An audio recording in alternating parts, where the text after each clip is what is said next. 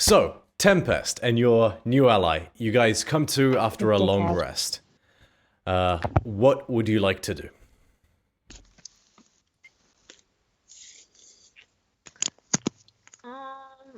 Kill the Let's go bourgeoisie. first. Is it possible to make the bed, or does the bed just is it just still and can you fold the enemy over itself, like making the bed? It does seem to naturally just close in on itself again, like it had closed around you once you leave it. Good. I shall try and replace all of Eslin's kid's stuff where I thought it was when I flopped on it, and I shall leave. Make us a straight intelligence check. I mean, I'm only half focused on this, but yeah, sure. Let's see what happens. First roll of the night, and that is 6. I'm sure there was something there. There was a toy. It might have been there. 6 total? 6 total. You haven't spent much time I was around tired, man. kids. So, you pose a couple of the wooden action figures in certain places, you're like, fuck it, good enough, and you just swim out. That works. Can I go into the kitchen? Make a snack. Sorry, can you go into the kitchen and what? Make a snack. You can make a snack. What kind of snack are you looking for? I don't know. I'm gonna see what's in the fridge and Make in an the investigation check. What is a fridge? How much? cupboard. 14. Okay, 14. You're able to find a nice big jar of these briny oysters that are quite salty, but tasty. Okay. Surely everything's salty. What? These are salty enough to taste the difference. Oh, okay. Oh, it's dipped in the brine at the bottom of this lake. Okay. So, Desfile was on the chaise longue, I think. Okay, so she's woken up. She's probably like, a little bit sore. It wasn't probably the best place to sleep. But now she's probably having a bit of a nose around. Can I roll an investigation? Yes, you She's a can. bit, Are you looking for anything specific? anything of sentimental value to it, I guess. Okay, and you check the entire house? Yeah, she'll go for a big old investigation. Very well. Are you trying to be subtle about it? Yeah, I can imagine so. Okay, make an investigation check and a stealth check. Okay. Oh shoot. Okay, well, the investigation was 16, the stealth was 4.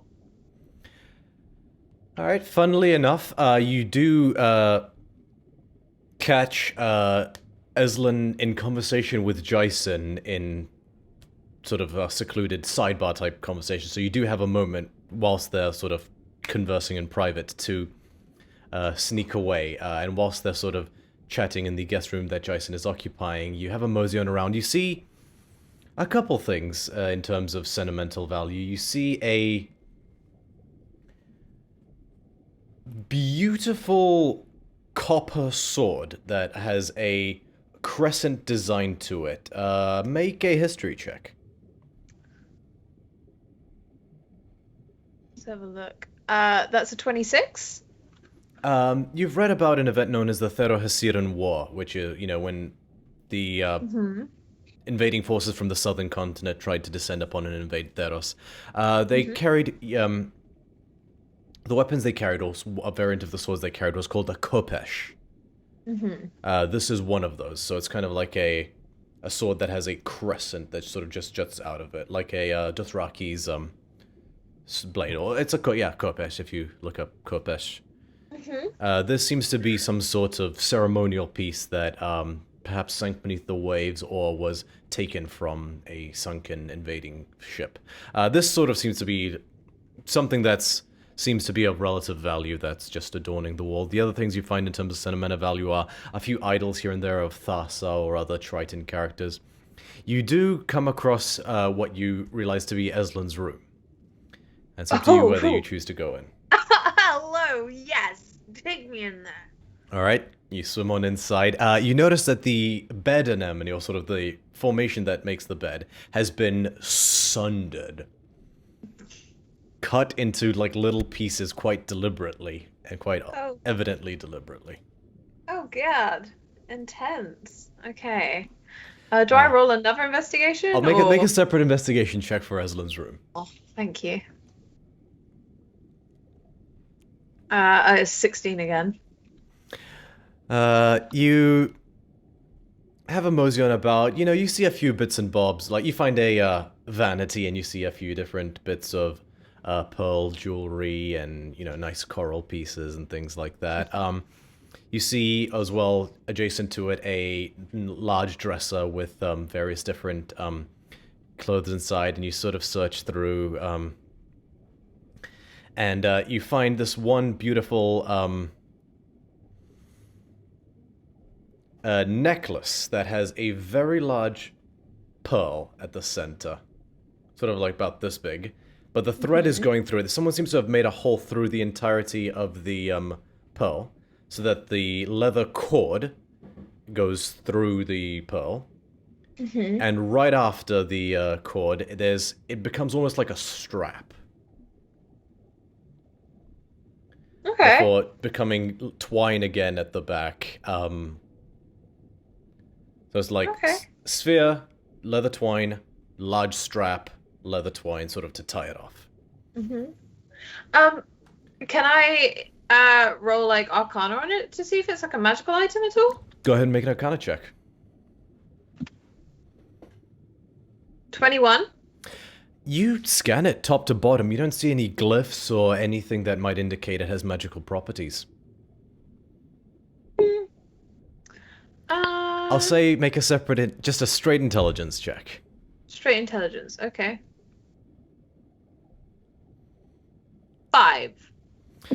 It's a nice necklace. That's really nice. Yeah, she's gonna pocket it. Okay. Okay. I mean, she's probably just gonna mosey on out and try and join up with the others now. Very well.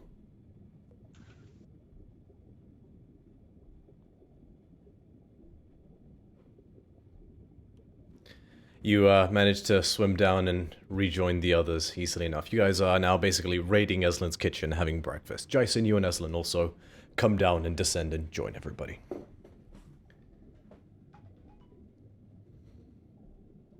So, what are we eating then?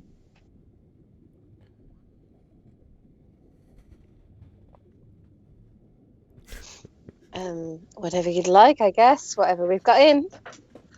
I've not stocked the pantry since, well, probably about 6 months ago, so I have no idea what we have. Great. Is it dried kelp all the way then? No, people have been living here. Just not me. Fantastic. Okay. She's gonna then take on the hint and just like go straight into the pantry and just have grab whatever she can find that she thinks is nice. You know, there's different treated fish in sort of one that you find is in some sort of container. You open up, you see it's some sort of brothy type construction, perhaps maybe cooked inside of boiling seawater and things of the effect. Nice. Yeah, she'll have that. That seems nice enough. Some fishy time. Did everyone sleep well? Reasonably well? Yes, it was all right, I suppose. I'm looking forward to when I can sleep on a bed that doesn't try and hug me. I find them very comforting, to be honest with you. I mean, I know, tentacles were never my thing. But to each their own, I guess. Huh. Well, I mean, if you think about it, without those tentacles, wouldn't you have just floated rather awkwardly? Or would you rather that? Oh no, if you're trying to hold someone down, rope seems to be a lot more effective. Well, comfort comes into play there, I would assume.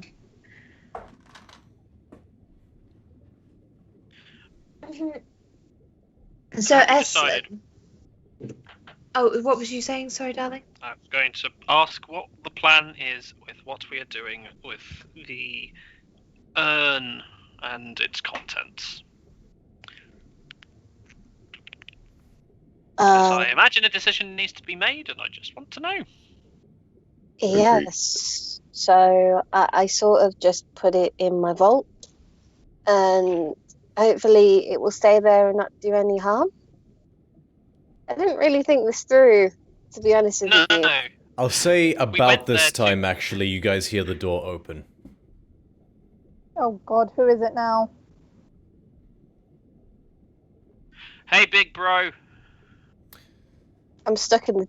Hello, What? furry man. And Defile, you see another Triton who has a few sort of cheekbone structure similarities with Eslan sort of walk in. He's got a very big bruise under the eye, though. And his head fins are a little tousled up. But he seems otherwise fine. So, how did it go last night? Well, are you? how did things go with you first? Are you hurt? You look a tiny bit hurt. I had to make it look good, so me and the guys created a large kerfuffle. It worked. Nice, good job. They They held me in the jails for an evening or so to clear my head, and yeah, that's why I didn't come home last night. Fair enough. Are those my oysters? It's my house, then technically my oysters. You sort of just sheepishly like, your fucking house. And so it begins. So, you're related then? And she's gonna kind of point between Eslan and her brother. Yeah, this is my little brother. The one who caused the distraction last night outside. The very same, a pleasure. And you are? My name is Defile. The pleasure is all mine. Well, if you're here to help stop this madness, then so be it. I don't know about stopping the madness, but I suppose we do have the same goal in mind, yes. Speaking of, Eslan, what did you find? Well, we found an urn, a cursed urn. I don't know that for sure. Eslan's You know hidden it was it in a cursed. vault, and I think just wants to hide it. Would you know anyone that would know what the urn does or where it goes, or like anything like that? Anyone at the Arcana Nerea would be able to do such a thing. Any that you could trust?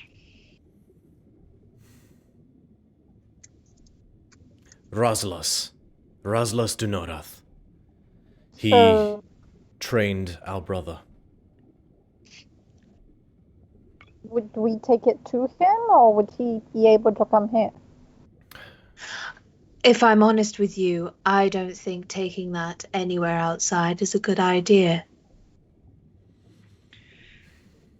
I imagine eventually they're going to realise that something has gone missing, and those in the know with what it is, which does not include us, will be looking for it.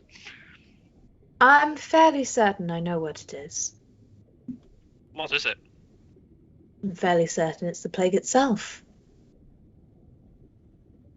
After all, this here, and she's gonna pick up the necklace that she is wearing. This is the, I don't know how to say this. Periaptive health. Thank you. This is the periaptive health. It makes the wearer immune to any disease while wearing it. Now, I wonder why a high priestess would be wearing this around an urn, unless it were a failsafe, perchance?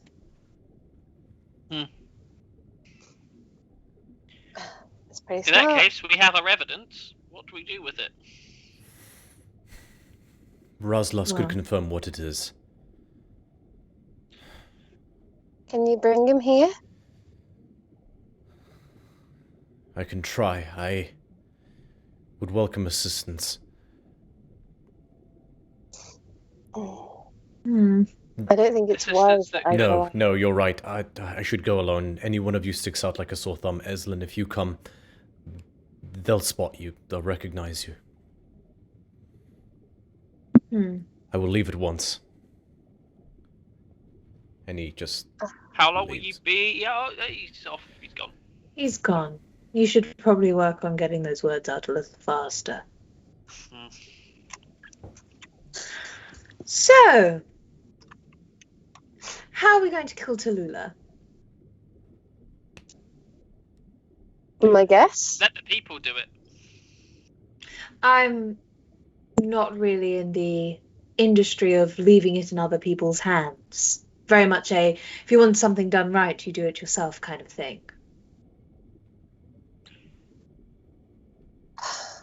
Well, we don't know anything about her, really. I guess she's probably a spellcaster. The only person... Not necessarily, she may just simply know someone that is versed in it. We know she knows someone who's a spellcaster. Because, well, yeah.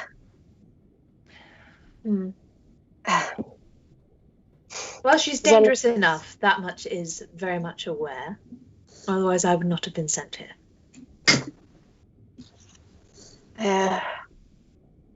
I didn't really think this far ahead, to be honest with you. I thought... Oh, really? We could never have guessed.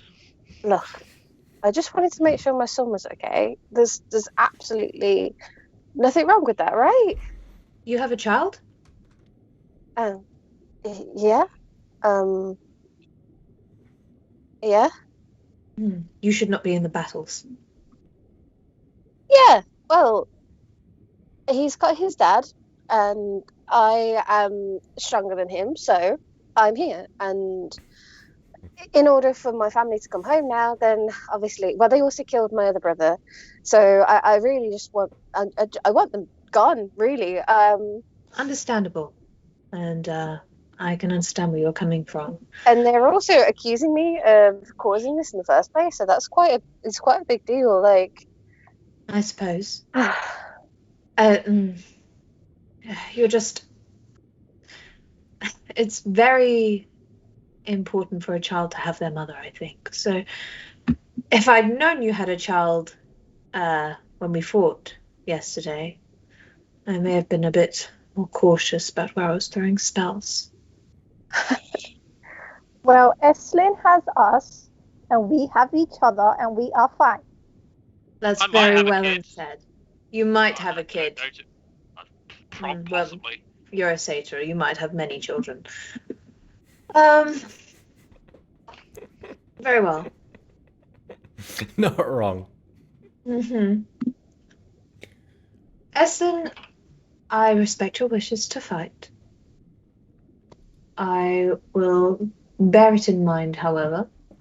And I assume that whatever we do, maybe don't put yourself in the line of fire immediately as a shield. What do we do if they all come here and discover the urn here and use that to say it was you? Just wondering. She said it's in a vault, right? Yeah. Yeah, I don't know where they're... Jason, you know, right? Okay, right. So at least someone other than Eslin also knows. Why do you think I'm suddenly untrustworthy? No, you're fine, guys. What's the next plan now? Would they be able to track the room? Part of me thinks we should... Like, can we put it in a box so no one can track it? If we could capture Zemus and force him to confess to letting in Tallulah and what went on there in front of a crowd, then maybe it might inspire the people to step up.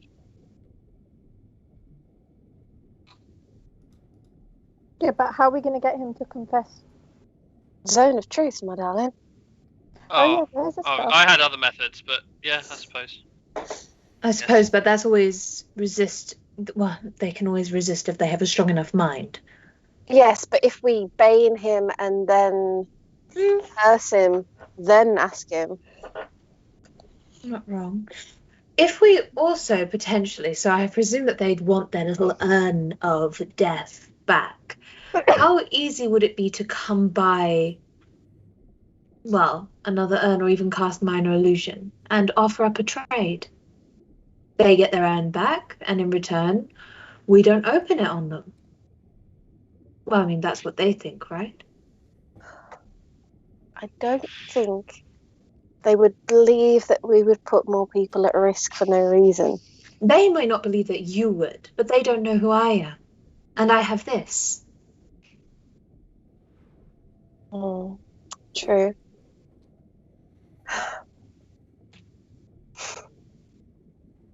We ask for a trade. We Suggestions? say that we will meet up with Tallulah herself, none less. And we set a trap.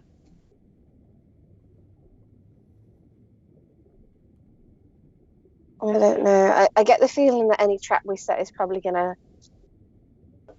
Sharks have quite big maws, and I get the feeling that the Shark Queen may be able to lay a larger sized trap than we can. Very well. Very well. I am all for going into the fray of battle and seeing what carnage ensues, and that I'm sure will be great fun. I don't think we'd have much chance of success, but if we were to incite the people into ravenous hatred, and as the town, I was going to say burns, but I guess the underwater equivalent of that, bubbles, boils. As the town boils, take advantage of the chaos, and then that would be our best. I mean, it's not going to be pretty either way once the people realise what's happened, but I have an best idea. have the people. Over here. Yes, kitten. Okay, cool. Before I forget, maybe we should gather up all the information we can so we know what the hell we're up against. And you know, as much as anyone, I love a fight, but I suck underwater. So I'd rather know as much as we can to prepare ourselves so none of us die. Well, if we go with our friend's idea of rallying the Oh, Teddy, I people, saw that. I'm so sorry. we then have the chance to potentially have a huge distraction. Oscotinus is good at distractions. Well, a rebellion will cause an even bigger one, won't it? So it's not a bad idea. In fact, it's rather good. But with a rebellion, we need more than 1, 2, 3, 4, 5, 6 people. 7, including her brother. That's very We don't true. need to have everyone following us. If the town is up in arms at their oppressors, who knows? Maybe if a town. I get the impression if Eslin is an example of the rest of the people here, they're probably quite like the sort of people that will put up a fight if they realise they've been done wrong. Yeah, but right now they think Eslin caused the... I know, it's which is why once this mage person, if he can be trusted, can confirm what the situation is, then the tale can start being spread and we can go from there. But we need, once the people know, and the enough people that are trustworthy tell the truth, that tale will spread, and there'll be nothing that Tallulah can do can stop that truth from spreading. She may be able to fear the people into still obeying, which is a pretty smart tactic, to be honest. But at the very least, the truth will be known, and over time, that truth will fester, and it will come out in the worst ways for her new land, to the point where it will become more effort for her to stay here than it will be just to go off and infest another town. Which, who knows, maybe that's her plan anyway. Her invasion is very much like the disease she spread. It's quite ingenious when I think about it. Oh, you ruined it. I was gonna say you're so wise and so smart sometimes, and I actually should listen to you more, and then you go say something stupid like that. Well, it is what it is. It is how she has managed to get under the skin of the town without them realizing it, like an illness that lies beneath. She basically set a plague to take over. She didn't do it alone. That's how she knew. She knew. It must have been Zemma's idea. Or we could always go to the Gorgon's lair and find out what it was. I mean, I'm curious, I'll be honest. Just as a curiosity. I've never fought a Gorgon before. I mean, I'm not too keen on that bit. Leave. We could just go home. We could just go back to Melodies. I can just have spend time with my son and my husband, and we can convince my brother to go home too. Yeah, but that's not right. There's people here that like are trapped and like scared and like, you know. You've also seen your brother. That's going to take a lot of convincing. Yeah, I know. Dyson, what do you think? You're normally smart.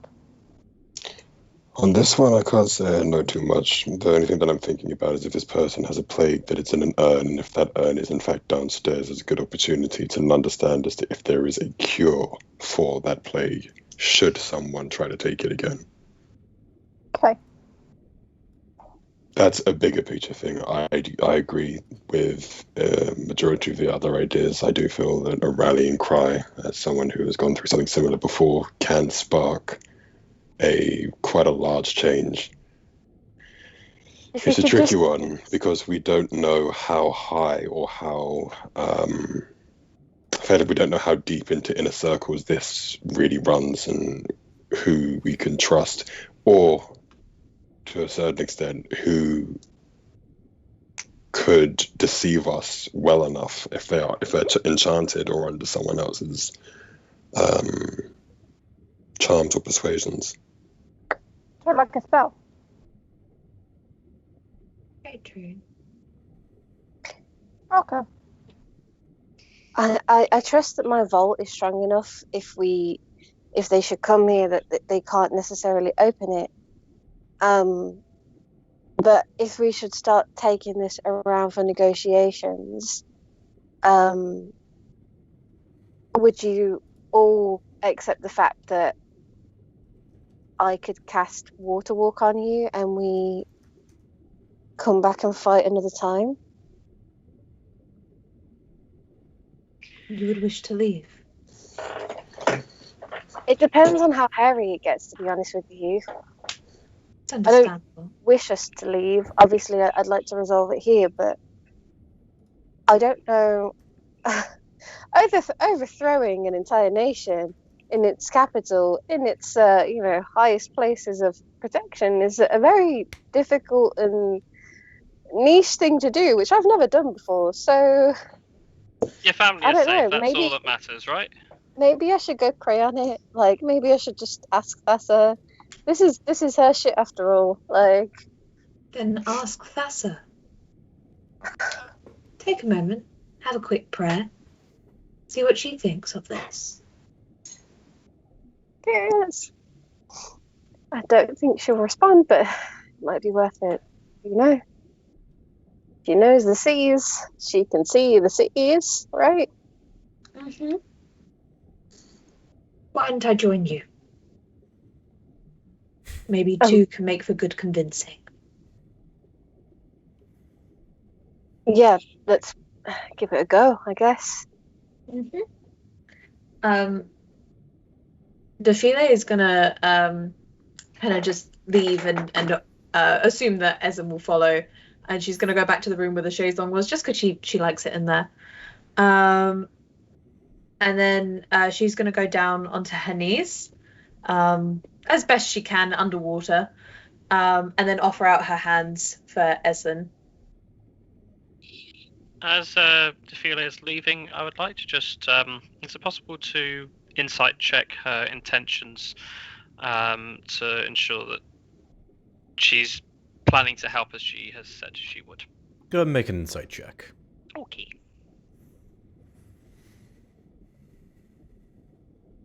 $14.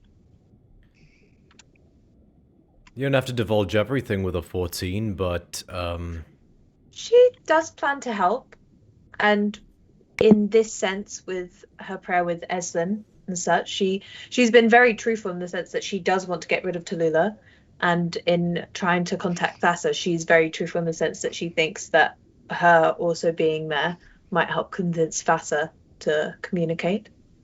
Cool. Thank you.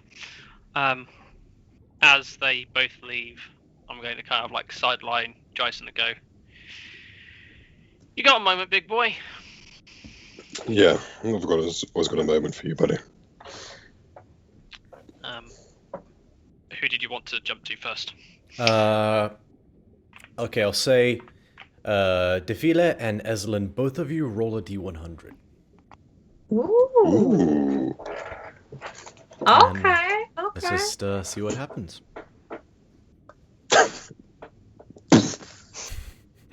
I got 68. Okay, Eslin? 51.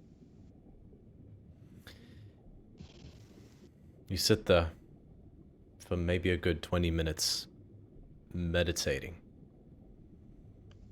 Eslin, you're reassured by the presence of another who gets the wildness of the sea and who has that salt in her veins as well. But neither of you hear anything.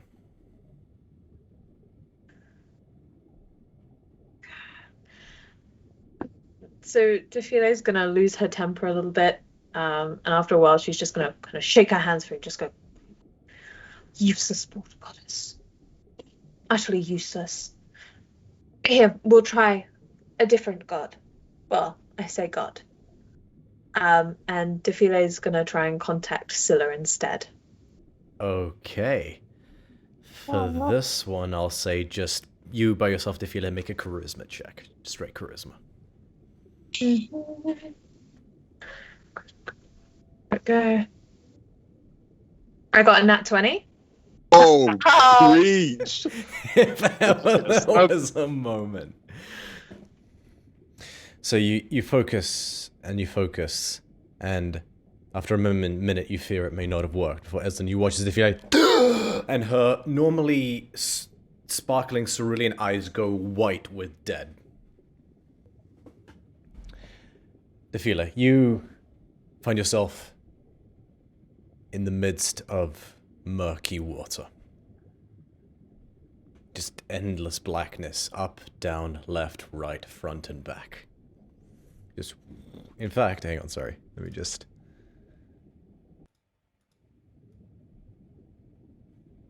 Is it like the void in Get Out? Oh, I imagine. Kind of. And for a moment you're unsure. Before you see a light in the distance.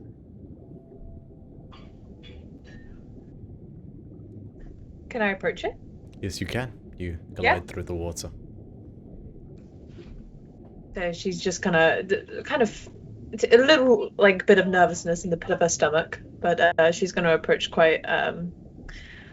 She's going to try and be quite confident as she goes forward. You swim through the sort of faint yellow light. It seems to drift slightly. It gets closer. It gets closer. And as you come to it, you see some sort of orb about the size, about this big. This is just floating in the air. Make a perception check. Oh, okay. 15? 15. You watch, you sort of squint for a moment, you see that there's glimmering in the light a long tendril attached to this glowing orb that stretches impossibly high and then arcs forward. And then glint one, No. glint two, glint three. Rows of massive teeth, each one longer than a ship. As this enormous anglerfish type creature just enters.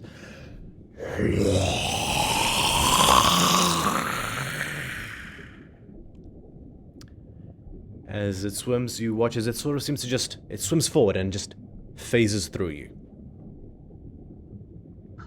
And you turn around, and you see this like this impossibly large angler, just, and you see these little fish. It's just devouring them one after the other.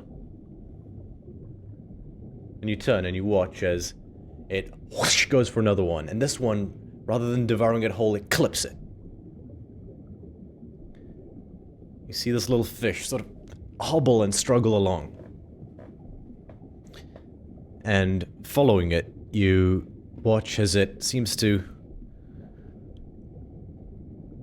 hobble to another one of its kind. And then to another one. And then to another one. And then pretty soon they're hobbling to each other, they're sort of swimming to each other, one after the other. And in a 0 to 50 mad rush, all of a sudden, millions of these little fish just descend upon this large angler. One after the other, each one of them taking a little bite into its flesh at the same time. This creature, it roars in agony as each one of these things start boring into its eyes and its skin, entering its gills and consuming it from the inside out in this massive swarm of collective assault. Oh, I see. And then you're back in the room. Essen, we must rally. Yeah. We rally the people. They will tear Tulula apart, bit by bit. We just need something to strike a chord. I mean, maybe it will just be enough with the urn, and I don't know, maybe. No, I have something in mind, actually. We'll talk about it in the group, I think, just so we can get everyone's opinions. Oh, okay. Whilst this is happening, you two?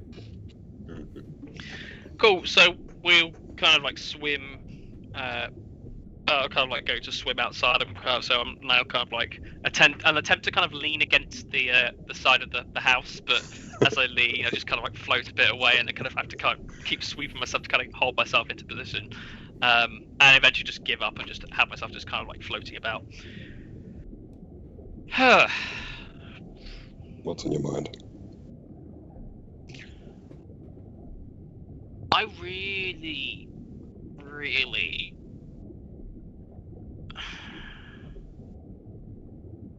everything that Tulula's done here is horrid. It's really bad. I can see that she has completely manipulated the people, and completely right to find out, to get rid of her, and it seems to be the right thing to do. Why do I feel a bud coming on?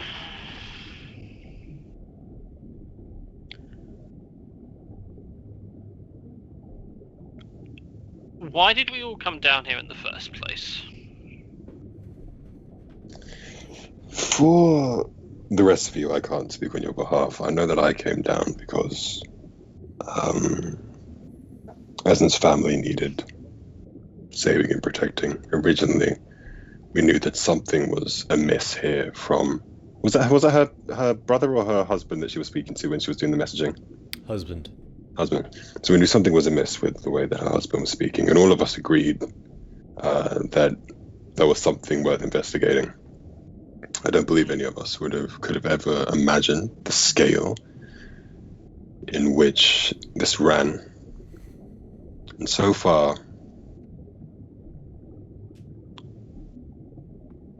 I'm not sure as to what the best course of action for us is.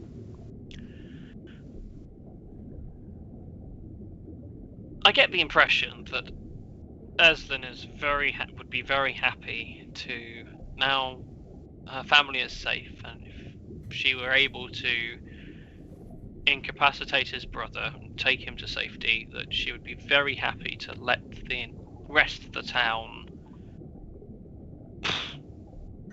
go. I'm still relatively new to you all. It's all been a lot of fun, actually. There's been a lot of interesting puzzles that I've discovered with you all. But I can't help but worry that she'd let you all burn too for the sake of her family. The bond that you all have with her is strong.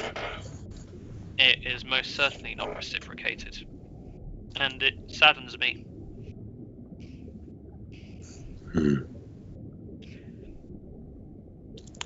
Family is an interesting thing, and it puts things into perspective for you when you have it. I think Essence' perspectives recently have shifted and changed when she came down here, realizing what her family had been put through. And I do think that there is an element of selfishness which she is partially aware of. That now that she has her family back, I do believe she might not sleep comfortably for the first few nights, but she would eventually be content with leaving the city as it is. In terms of your queries as to her loyalties towards us, it's an interesting one, and I'll definitely think about it and take it on board. Do you feel... I'm pretty certain as soon as this is all done with, she is going to swim back to her family, and I get the impression she is not one to reciprocate. Though that said, I don't really know what you all seek, really. I'm just curious to... I'm more interested in this Gorgon temple and just seeing what it is kept there. It just seems interesting. I guess maybe the rest of you don't have, as far as I know. Calliope needs to find her family as well. But whether or not Esla would stick, I don't know. I would almost put money to say she won't, and that would sadden me, because we've all put a lot of risk on, and that's really it, I guess. I hope that when it's all said and done, that you will. It doesn't matter a great deal to me, but I hope you all don't end up stranded, as it were. In the interest of not knowing everyone else's motives, as the newer member of the group before you joined, I'll be completely honest, I'm not entirely sure what everyone else is after either. Surprisingly, we haven't actually been able to have a moment to talk about stuff like this. How long have you known each other for? Yeah, how long have I actually known the guys for, in terms of in-game time? It's been like 2 months. Yeah. With plenty of downtime on ships. Yeah. So I would feed that back in that, like, it's very small things. Again, like you, I have realized that Calliope obviously is looking for someone in her family. To be perfectly honest, I genuinely thought that Amalia was just here for the fun, and she liked violence. She's had a few interactions with a few Leonin, which has made me question where she's come from, and if there's anything of note. I mean, that's all good, but what's Calliope's favourite colour? I want to say white because she wears it a lot. Okay, I suppose that's an easier one. There will be like a severe like sincerity in Yeah, both of it's them like- talking on that one as it's like- well. Yeah, I'm not even gonna like. That's fair. It's the line actually from- silver Oh, well, or grey. we think it's white, so it's fine. And we still get it wrong. If only we knew that was the point. Where did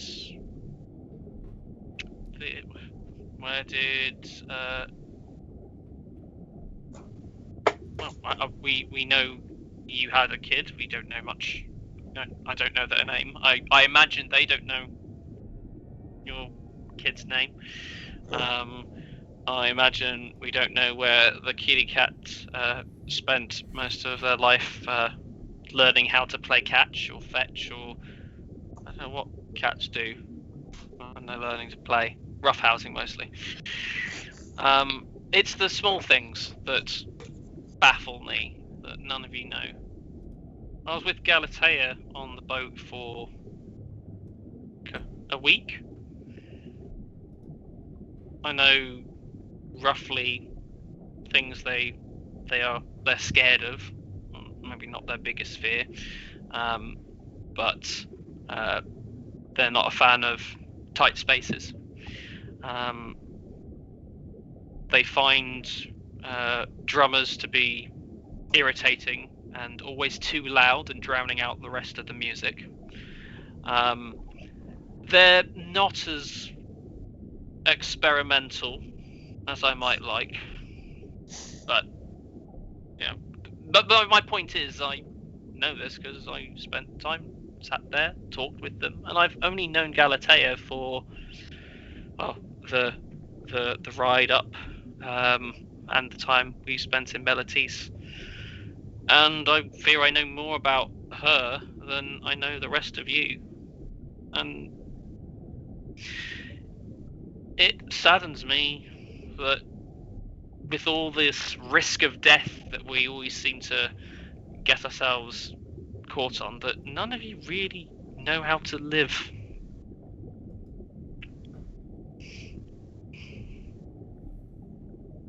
I see your point. And it's entirely valid. I think my interest in the group originally was just as high protection. That's initially how I met them. I had no interest in getting to know them any more than just someone to protect. Did they pay you? Did they pay me? I No. don't remember. I honestly don't remember. No, I don't think they did. Well. I mean, that's a reason to stick around, I suppose. He says with sort of like a smirk.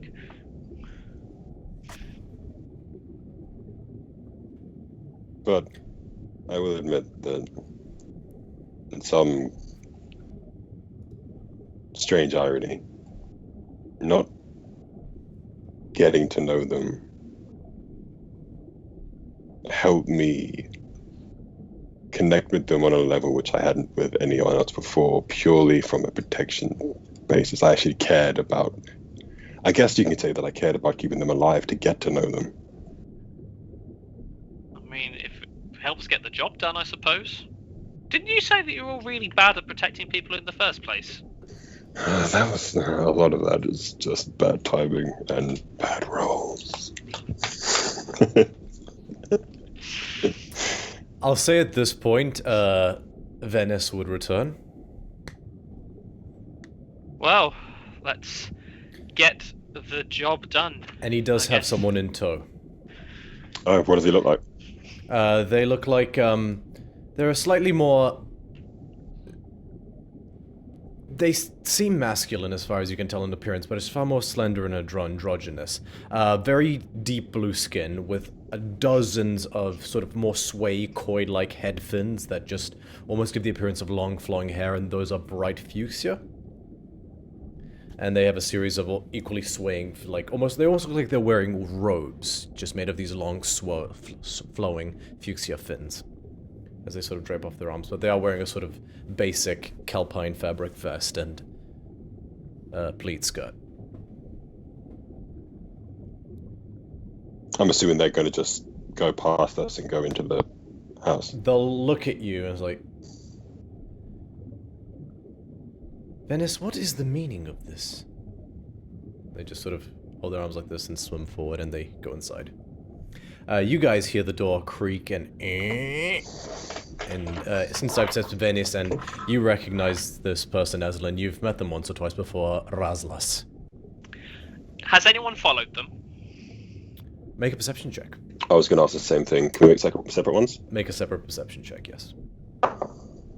Oh, it's 10 for me. 21 for me. Pretty confident you don't see anyone. Cool.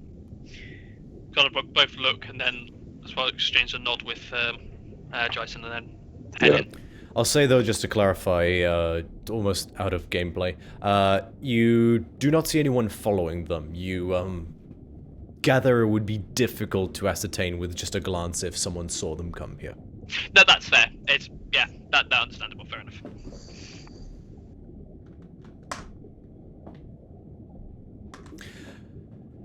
Yeah, you guys all see this same figure step forward. Oh my, what a collection of individuals. Sorry, real quick, just quickly going back to that. As we go in, just from the way that they're dressed and the way that they look, do they seem like someone of importance that could potentially be followed by someone? And if they are, can I stay by the door? Go ahead and make a separate perception check, just to sort of gather their attire. Never mind, that's a natural one, so I'm thinking about sandwiches. I mean, you can still choose to hang by the door if you like. Yeah, like I think just defensively, I'll hang by the door anyway. But yeah, sure. I'll say you would know that they've been reported to be someone of note. Sure. This is the man who trained the person who was able to teleport Eslin halfway across the world, the known world. Cool. So. Understood. Oh, sorry. This is the person who trained. Yeah. Need to be better at that. Oh my. What is the meaning of this? Thank you for coming. Eslin! It's been a while, right? Yes, I'll be blunt, I've heard terrible things. You should know me better than that, even just having met me the few times, right? That's why I haven't started throwing spells. Thanks, I guess. Some clarification would not be unwelcome, though. Well, you know what happened to my brother, right? He knew the truth. I'm so sorry. He truly was my most gifted pupil.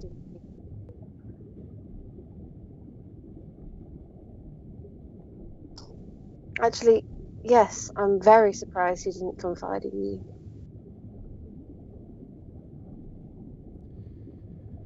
Why would that be? I'm not sure I know what you're insinuating, Eslin. I'm not insinuating anything. Can I make an insight check? Go ahead and make an insight check. Yeah. Bitch! 13. Hard to read. This is an individual who has been trained to be the utmost of academia and composure, a real Spock, if you will. So, just even at the best of times, they're not the most outwardly emotive.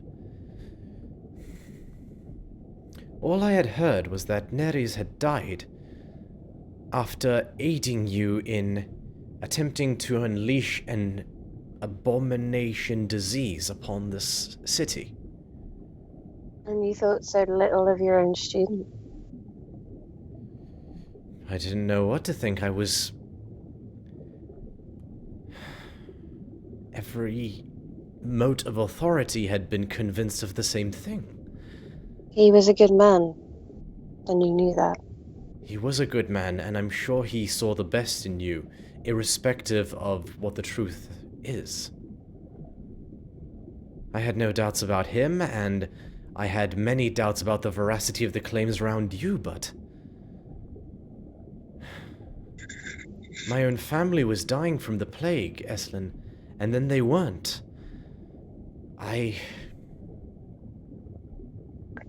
We believe that the plague was unleashed by the person said to cure it. we have something we believe would serve as evidence of this. The reason you're here is because we'd like to ask you to check it over. Very, very well. I would like to ask you to follow me. Very well.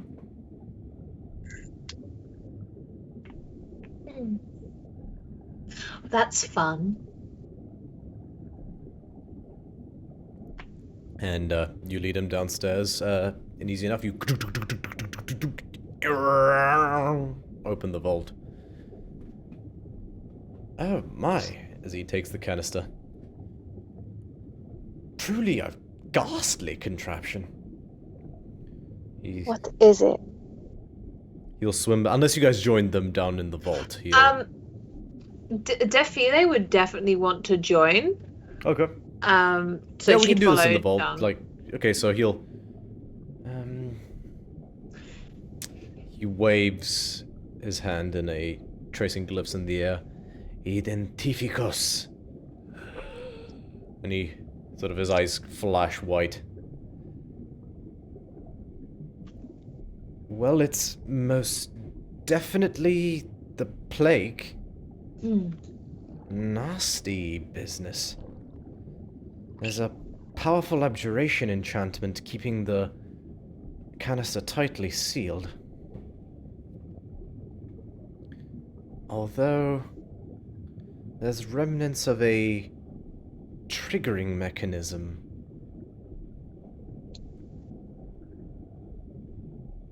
This thing was rigged to open. When? If someone came into proximity to it, but there's no sensor, Charm. We took it off.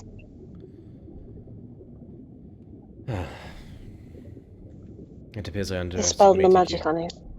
I should have known you would have the intelligence to dispel such a thing before immediately attempting to grab such a canister. Well, maybe That was not the give her DM, too that much was not credit. him. That was the DM, that was Oh. not. Bear with me, I have something that may yield a few more answers. And he will cast Legend Lore. Ooh. Oh. He sort of goes... What? And you just watches his eyes sort of do that darting back and forth thing. And after about a minute or so, he just collapses forward.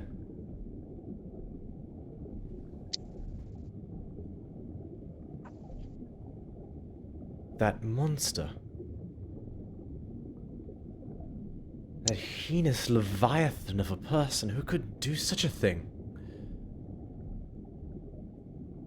The Do what? revolution begins.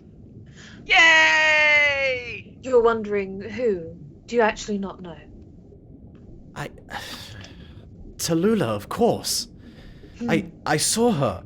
I saw her slaughtering a gorgon, I believe, and setting up this. This is really important. Can you tell where? No.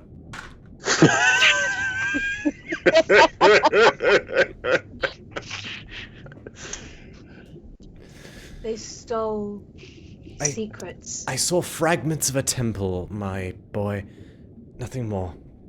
It's not like a map with little icons. The temple, She said that.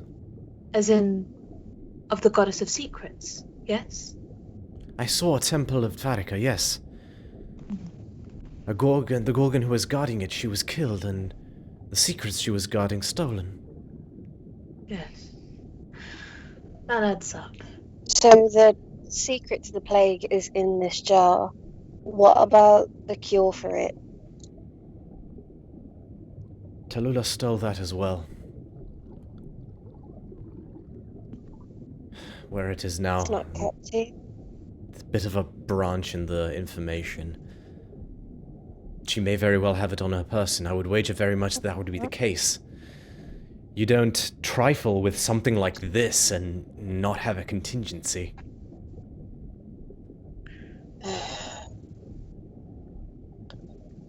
Is this enough to persuade the people of Melodies? What you've seen, you're a well-respected figure.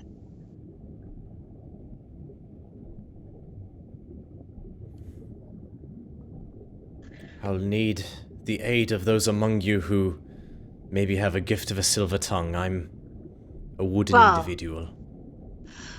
I had an idea. Oh. Yes? In the vision I received from my patron, I saw an anglerfish devouring smaller fish. Just little weak ones, snapping them up by one. But one of them managed to get away. And as it got away, it rallied the rest of its school. And they tore it apart. Now, what if someone here were to play a wounded victim? Someone in the streets after word has already been spread, rumors gone about. You just need one event to really turn the tide, right? I would concur, but if you wish someone to feign being under the influence of this disease, I think it would be counterproductive for the public to think that the plague is amongst us once more. We don't need that now, though. No, we don't. At this point, you have one need person that's they try and beat down from telling the truth. Once the secret is known, you're right. Then anyone that tries to keep the people down will be seen as a threat.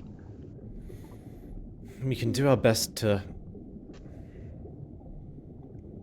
The people will listen to the army. They're the ones we need to convince. Very well. We can do our best to persuade them.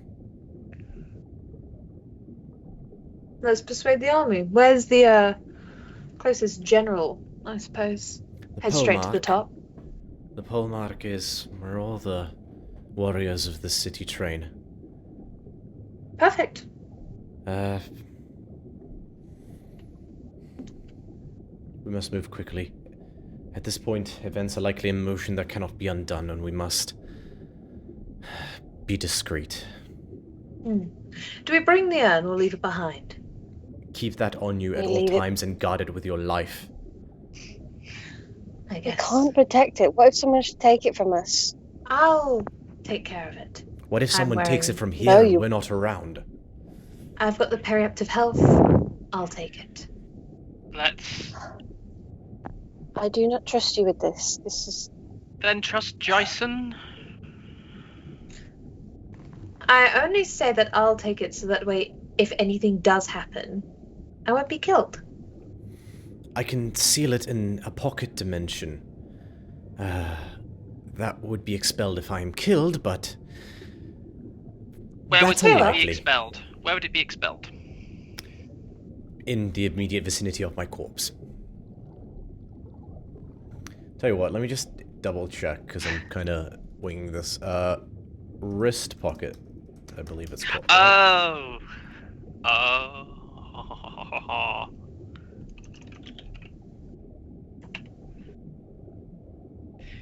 It's the D&D equivalent of the handcuff briefcase. No, it lasts the duration. It lasts an hour. But it's a trifle of a spell. I can reactivate it at will. Almost. Okay. Do you need to be concentrating on it, or... If I may? Oh, actually, sorry, I just realized the question. No. Wait, no, yes I do.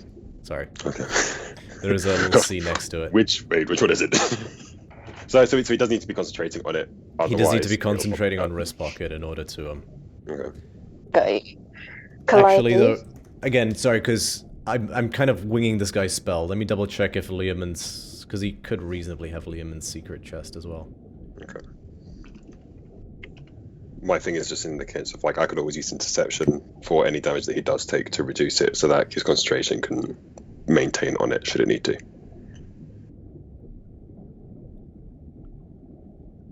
Oh no, actually he would absolutely do that. So he basically just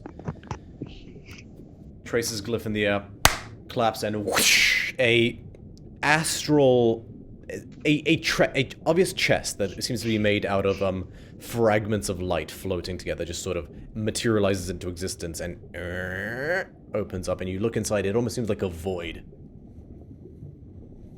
It looks bigger than it actually is on the inside. It is simply 25 cubic feet of space. That'll fit it. And if you guys do indeed lower it in, he will snap the lid shut, and then... She'll go to lower it in, and she'll be like, if you betray us, I will kill you. She'll lower it into the chest. I failed Neres. I won't fail his family. And he snaps his fingers and the chest vanishes. Calliope? Yes. I hope you've had your Weetabix today. Do you think you can persuade somebody to start a war? I can certainly try. Well, I mean, wars have been started over chickens, if history is anything to go by. Yes, but there's a difference between convincing equal size to fight and convincing the general public to stand up and fight. oh. You needn't give them so much credit on their intelligence as a mass. Oh no, quite the opposite. People are so easy to persuade. I think It that's only what she takes was a saying. couple. That was what I was saying. Oh. Well, But thank you. Count You me proved with the them, point, I then. suppose.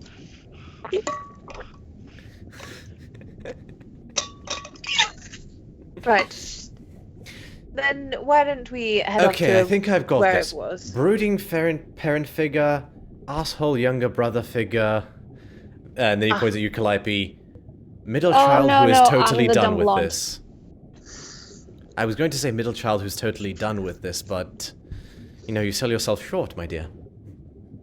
well, I'm only 5'3", so kind of, you know, comes with the package.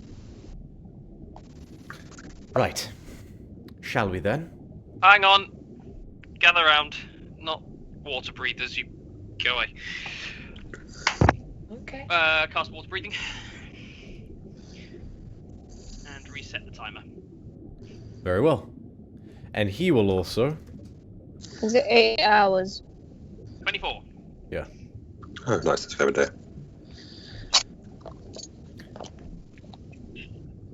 Oh yeah, he will also cast Seeming, and make everyone who is not a Triton look like a Triton. As in, Can you you look make like it a Triton, different but you look Triton? like a different person. Yay! Woohoo! How does seeming work? You just... physical appearance as well as clothing, armor, weapons, and equipment. You can make each creature seem 1 foot tall, shorter or taller, and appear thin, fat, or in between. You can't change a target's body type. That's why I asked. If So you want, I Same, gonna can be do a it. seahorse? same basic arrangement of limbs. Can I He's please gonna be a look at you. seahorse? He's gonna look at you, Jason, and say, "I am so sorry, dear boy," and he will make you look like a hippocamp. What's a hippocamp? It's a... Whatever you do, do not speak. What's a hippocamp? A hippocamp is like a half horse, half like mermaid fish. It's basically imagine like the end of a mermaid and the top half of like a galloping horse. Oh no. 1 second. The thing in the Instagram post I made, that's a hippocamp. Not bad, actually. 1 second. Those of you that have seen Emperor's New Groove, you know when the guy goes, "Hey, I've been turned into a cow. Can I go Can I go-" home?" That Amalia, is a hippocamp.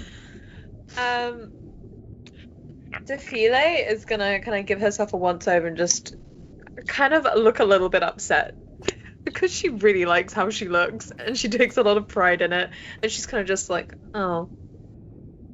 Can I see this? Yes. She's not hiding it from That anyone. looks Sweet. So, All you get from Jason is like a of frustration of like, bitch, do not complain. All right, fair enough. I so suppose. if I have a question, so if Amalia normally looks like a cat, what do I look like now? You look like a Triton. Because you're still humanoid in like shape and size. Yeah. You look at a mirror and you look more like Eslin, yeah. So you have a humanoid sort of shape, structure, and features. So you can't look like a catfish if that's what you're asking. You still feel fur. You haven't been polymorphed. You just it's an illusion. So that's the thing, that's what I wanted to ask is illusionary size, like, so the shape and size of me is still the same. Obviously, it's just changed. Okay, so someone bumping into you. Exactly. So someone who bumps into me or touches me could still technically. Okay, cool. That's fine. Sweet. All right. Okay, while that happens, can I then look in the mirror and be like, my whiskers? Ah, my whiskers. Yes, you can. Yes, I will be doing that. My little hair. Okay. My claws. Okay, we're good to go. Let's go. Yeah, Okay. I need to stay quiet because I'm assuming down here, Eslin, that these don't talk. No, they don't. Great. But Tritons be a big can nay. communicate mentally with sea creatures, so if somebody looks at you for long enough, just nod, I guess. Smile and wave? Okay, got it. Smile and wave, boy. Smile and wave. I can't imagine it's too much of a burden. You're hardly a man of many words, as I've seen so far. Rude. It's not rude. I was just making a point. She has a fair point, and I very rarely say anything. I find you very talkative. When we're alone. Yeah, and he talks when there's something that needs to be talked about, or. Fascinating as this conversation is, we really should probably get moving. Yeah. Like as Katinas is like important thing to talk about, Jason's like, yes, really, we should actually start getting a move on. There you go. All right, you guys take a swim off. At this point, because it's been a while. Actually, no, you've remained relatively sedentary during this time, Jason. So I'm not going to have you roll a Constitution saving throw. Because you've been, so every hour you swim is a Constitution saving throw unless you have an innate swimming speed. Oh, right, okay, cool. But you guys have been relaxing for most of it, so I'm not counting it as swimming. Yeah, understood. We've been vibing.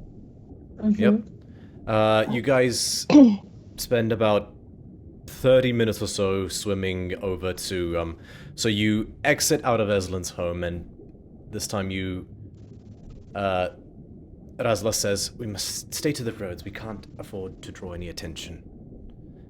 And so you stay within various different swimming lanes that are sort of naturally carved out to sort of have a decent infrastructure to everything. And over the course of about 45 minutes or so, you swim down the large stack, across the city, and up the largest stack, and he leads you to this sort of large building that seems to be some sort of one of those giant... A lot of the buildings here, you notice, are formed from the hollowed-out shells of giant sea urchins, and this one is seems to be like a titan-sized sea urchin skeleton that's just formed.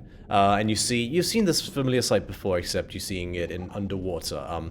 It's very clearly a barracks. You see different types of hoplites and other warriors in various states of training, and it's quite interesting as well because you've never seen them train in 360-degree combat before, but they're doing maneuvers and trying to sort of do sort of almost like jet fighter formations as they're trying to do practicing strafing runs and things like that.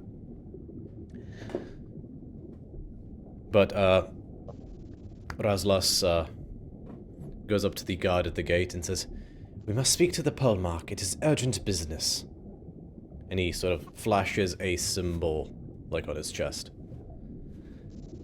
And he is let through, and you guys all are let inside, and yeah, so typical barracks. This seems to be a communal area where people are either eating or arming up, so quite sort of like a wide hall space, but he leads you up a staircase that is at the center of it into what looks like a small office type situation, and down at the other end you see a very older Triton, heavily scarred, almost catfish-like whiskers, and a single blood-red head sail that goes all the way down his back.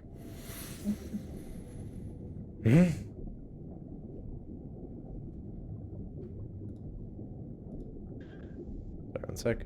Mystic Raslas! To what do I owe this visit? There is some grave news, Pelmark. We have been all deceived.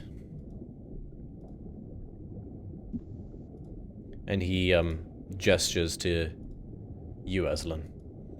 This is Eslin Manarath. And at this side, the Pelmark... Run! Ugh. I ask that you bear with us while we explain what's going on here.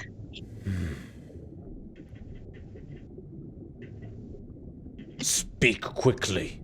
And you, with your passive insight and perception, Eslin, you see his eyes are looking. Just like searching around the room, but he is listening. Is there somewhere we can go where no one else will hear? Even if it's just me and you, if that makes you feel safer. It does not. This office is a sanctuary. You can say anything you need to me here. He glares at Raslas and says, "Let her speak, Pelmark." We have proof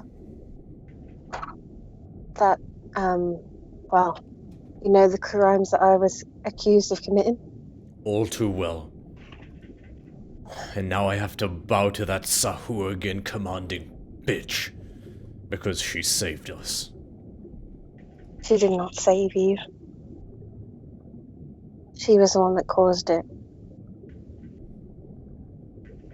We have the evidence. We have the proof. He looks at Raslas and Raslas. I have seen with arcane insight firsthand. She speaks the truth.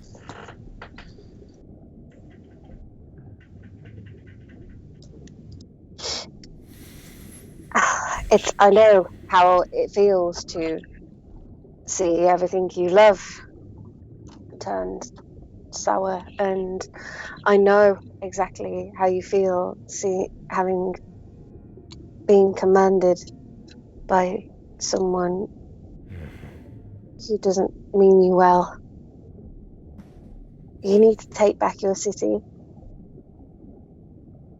and I want to help you, and my friends want to help you. He looks at... She speaks for you all? I guess we're here. Yes. And that queen is a right pain in the... Do sharks have butts? Or do they have vents? Right pain in the vent. She's upset the balance. Make a persuasion check, Eslin. Can she do it with advantage if... Okay, you guys are all helping, I'll say make it Yeah. with advantage. 17? 17 total? Yeah.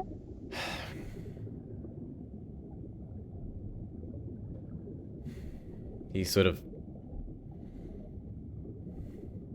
Know that if I do this, people will die.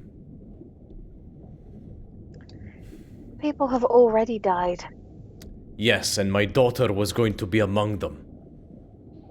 I was holding her hemorrhaging body in my arms, weeping, and then the cure came. Awful Now- convenient, that. I understand. My point is that this is not a decision I make lightly. And who are the rest of you anyway? Friends, I'd assume.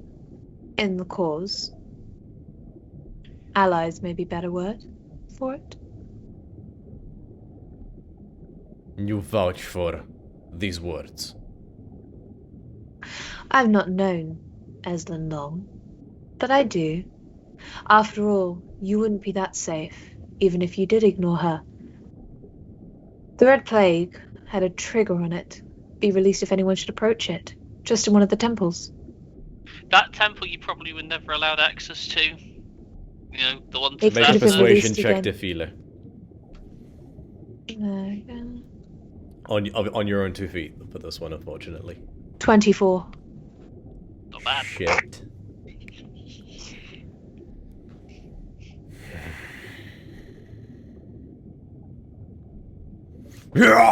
He just plants his fist into the desk and caves it in one punch. One punch man. Save your anger for the person that deserves it. The reason your daughter suffered wasn't because of some natural cause, it was because of her and her sick game. And she was helped by a Triton. Who?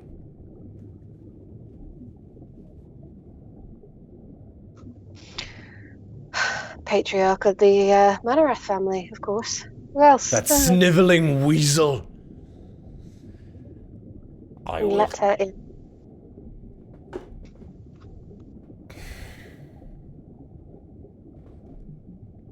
He was always a piece of shit, but I didn't think he'd be this bad. The reason that I was accused is I assumed that it would have had something to do with one of the Manareth family.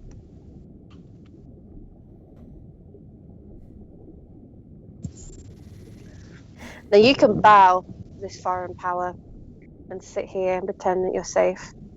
He silences you by clenching his fist. 2 hours. Do what you need to do. In 2 hours,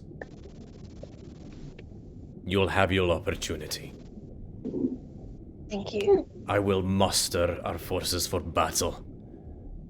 But we will have to divert our attention, concentrate our attention on the occupying force. Are you capable warriors yourselves? Yes.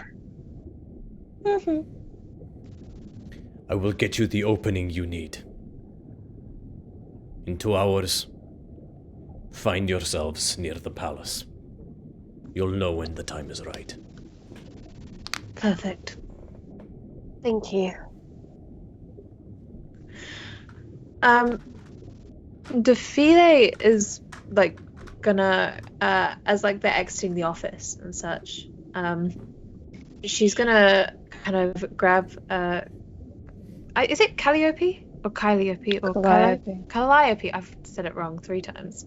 Right. She's gonna take her aside and just say, how good at you pretending to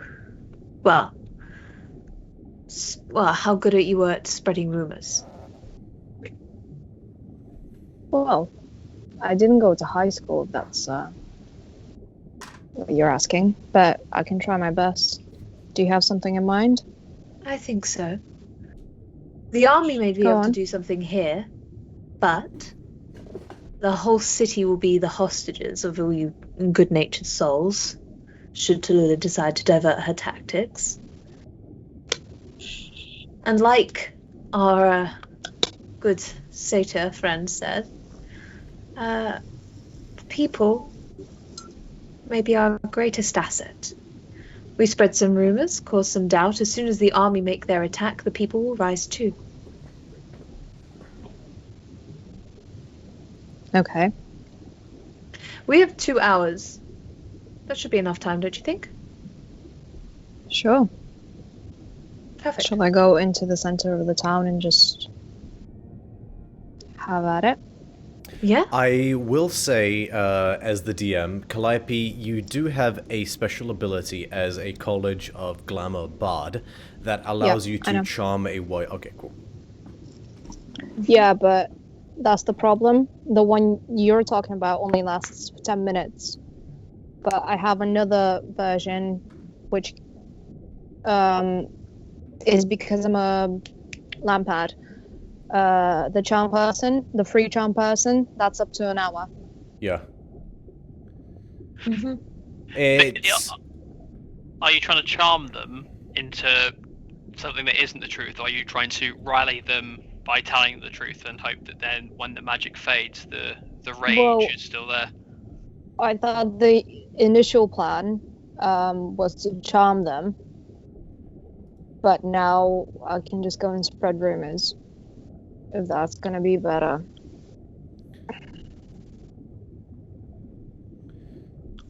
Up to you. You guys tell me what to do, and I'll do it. Defile's kind of mind was set on, in the sense of she was going to go into like local establishments and that sort of thing, and try and like spread the word and stuff. In the sense of like she was attacked by one of the guards, and that sort of thing. One of the guards, Tallulah, when she found out about the Red Plague and such. In what was the temple they were in? The Grand Temple of Thassa. Grand Temple of Thassa and such. Yes. Okay. So she. That's what she was planning on doing in that sense. What you could also do, and I'll say this as the DM, is your enthralling performance feature. Whilst it may only last 10 minutes, I would allow a certain amount of roleplay sort of muddying of the waters on its effect. You know, maybe they only last for 10 minutes, but the words stick with them. So you could attempt to do something like that if you wished. I would allow something like that. Perform a song that sort of is playing on people's minds. Yeah, up to how many creatures can it affect at one time? You can choose 5 creatures that watched and listened to your performance for 1 minute, but however, everyone would listen to your performance. So, you know, only 5 of them would be charmed, but all of them would hear it. You know, it may... You are unsure, but you get the sense that you could possibly sow a seed in people's minds with your siren song. Yeah. I did not mean for that amount of alliteration, but I am here for it. Okay. Defina is gonna like run this past the rest of the group in that sense, and then suggest that they head into the town, I guess, in that sense, into the city where the locals are. How much information am I giving away? What, during the enthralling performance? Yeah. I mean, you could give up as much as you wanted to, in the sense. So, Defile kind of says, make yourself seem like a victim of circumstance. You wanted to go and pray at the temple, and when you were, you found out that they had an urn filled with the Red Plague, ready to be released at any given moment, should there be any cause for uprising.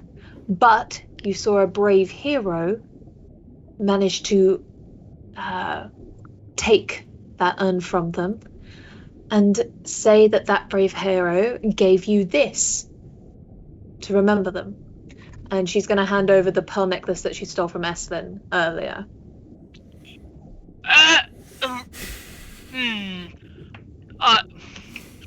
Estlin, you see... is Estlin there? Oh, yeah, she would be. Yeah. Yeah, I'm there. Estlin, you see that, the thing she holds out, you know that is not a necklace. I feel that may undermine the...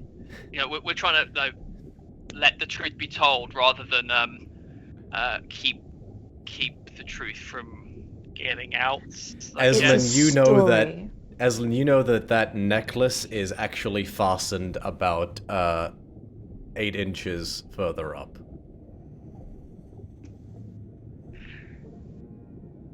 I have a ball gag? What? No, it's not. Ew, gross. No. I feel because of such a pretty necklace. both of our backgrounds, we would know. Oh yeah, you guys didn't. I thought it was a necklace because I rolled a low intelligence. Yeah, so it was. Defina thinks it's a necklace. She's like, it's a necklace. I took it from Estlin's room. Calliope, you immediately recognize what it is. That has other purposes. Shall we just I say... will just pocket that. How about you just take this as your slip off her wedding ring and be like, here. Oh, I'll That'll work recognise too. this. Perfect, take that. You guys are quite impressed. The illusion itself that is seamed on Eslin has turned beet red somehow. Nice. It's just a necklace. I don't understand why she's so upset. It's a different kind of neck adjacent. Let's just say we're not gonna use that for. I think it's gonna damage the performance. Let's just go with that.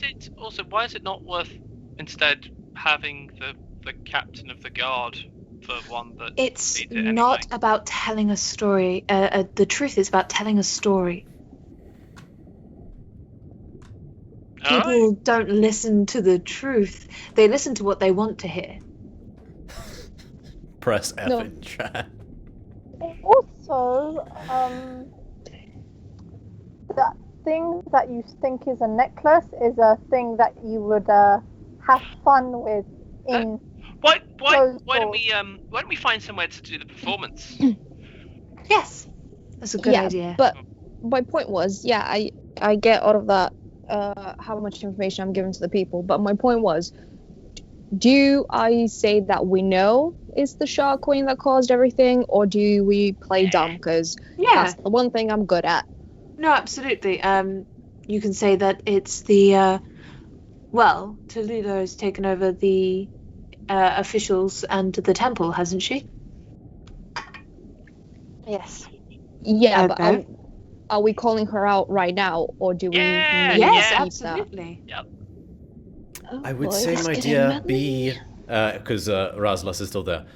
Be creative with your language. Say those things, but put a bit of flair upon it, so it's not as immediately obvious. I would not want to draw attention before or give away the ruse before the time is to strike. So, by all means, say that information, but be creative with it.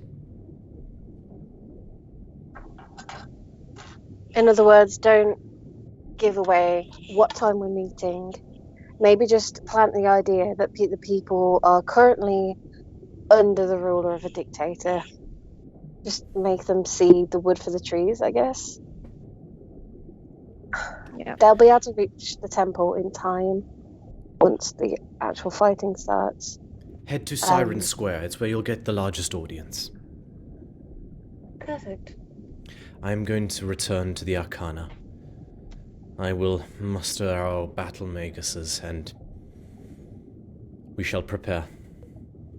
Because I will go with you. I don't want you out of my sight when you have that thing with you.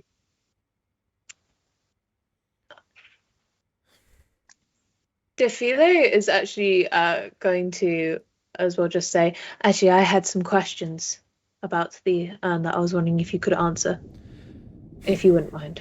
yes, We can I step aside privately for it. It's mostly just a matter of arcane understanding.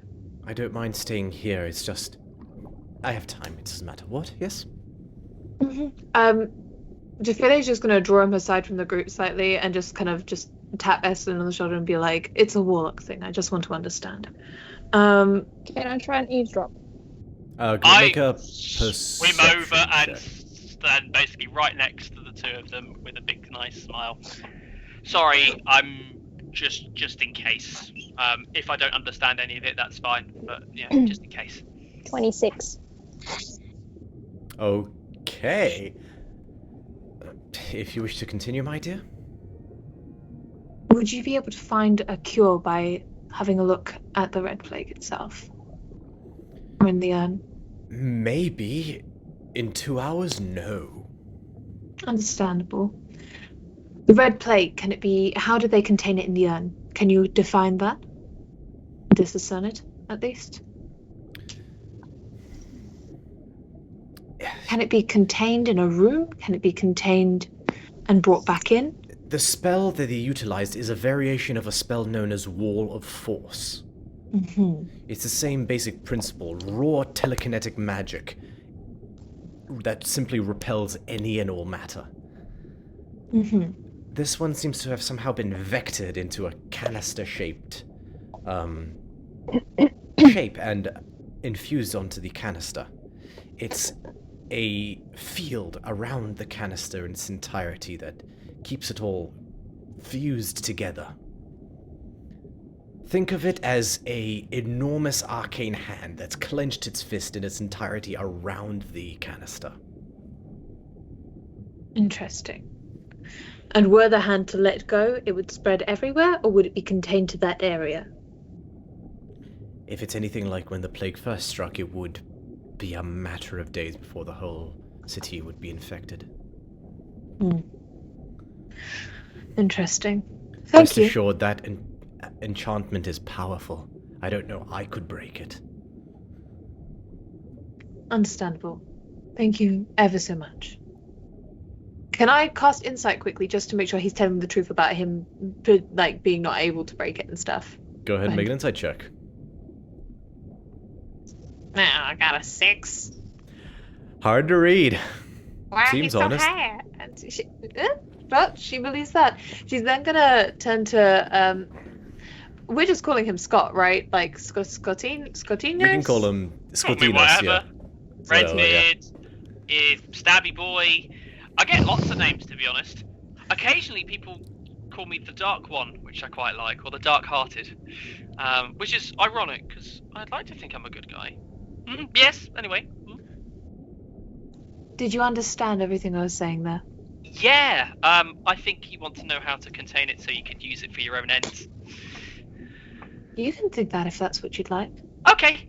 Should we get back to what we're doing, or? And the cloak kind of swims me away while my hands just kind of like do this gesture off through the group. She's gonna follow after him. All right. So Siren Square. Yeah. Razlas will once again say, "I suppose I don't have to rally the wizards if it would make you uneasy to be out of my sight, Eslin, but I will just keep an eye on you. I don't have to go with them. If anything, me being there is probably going to be a problem. So if the fighting starts and you're on the other side of the city, Eslin, your companions may not be able to rely on you for the battle. Fighting won't start. Right? It starts in 2 hours. We'll be back in 2 hours. Will you? Yes, 100%. Doesn't Essen also have like an insane swimming speed? Not insane. Reasonable. I can travel faster than you guys, apart from Scotty.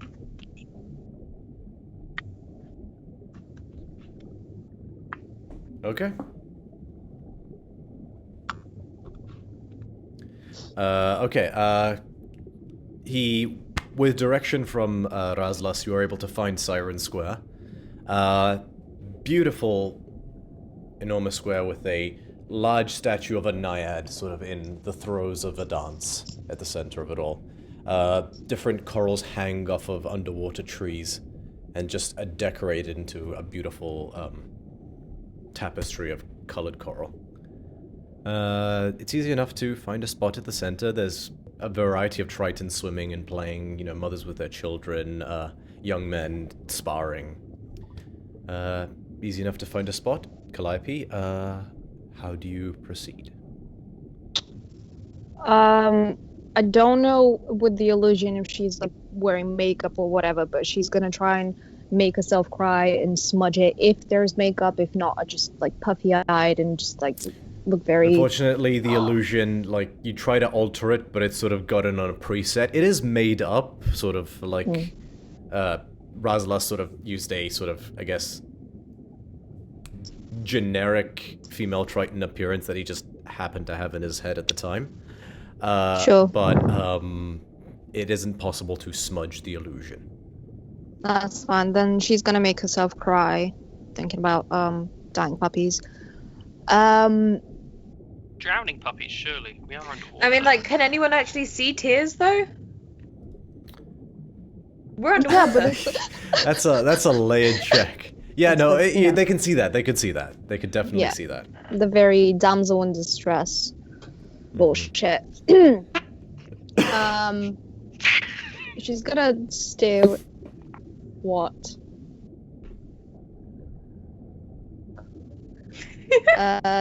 She's gonna stray away from the group. Just, I don't want to draw attention to them, and she's gonna run in and just. All of you, you've been lied all this time.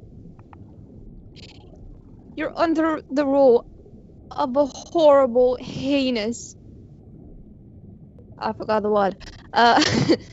Dictator. All she's told you is lies, and we just found out. I was trying to offer my prayers to Thassa in the Grand Temple, and I just discovered a dark secret. She was the one that unleashed the plague. She only did this so she can be the hero in your eyes, but she's nothing more than the villain herself. All right. Is that one of my bardic inspirations? No, I would say mark off your enthralling performance, which comes back after a short rest. You can see it under features and traits and further down. As that's kind of going on as well, once it starts off, like, I'll kind of like swim down to sort of like where there will be people around, and kind of like for people swimming around, I'm kind of like going and sort of like I'm going, have you heard what this one's talking about? Have you heard this? Listen to this. And kind of, you know, the kind of draw the pun to draw them in. She's just gonna break down on the floor and just cry. Sobbing. All right. Defilia is also gonna, like, as she's doing this and as Scotinos is doing that, she's gonna go around in the opposite direction and just like whisper behind people, like as she like kind of merges in different groups and go, I heard there's an urn in the Grand Temple that's sealed shut, and such like that. Defilia, make a persuasion check. Scotinos, what were you doing again? Just as as people are like swimming past, just like, have you heard that? You know, the kind of like gathering the punters. Listen to this. Scotinos, make a performance check. Calliope, make a performance check with advantage. So that's for something separate. In terms of the actual ability, enthralling performance, 5 of them are gonna make wisdom saving throws against your DC, which I believe is 16. And it's commoners, so... Well, natty 20. Natural 20? Yeah. And all but one of them failed the saving throw. So... I got an 18. Between all of you, you put on like a... You put on some fucking Shakespeare. This is, you know... If like Shakespeare and like the bodyguard like had a bay, like this is like really moving stuff, and just a ripple begins to spread through. Oh my goodness, what? Like, my baby, what if the plague comes back?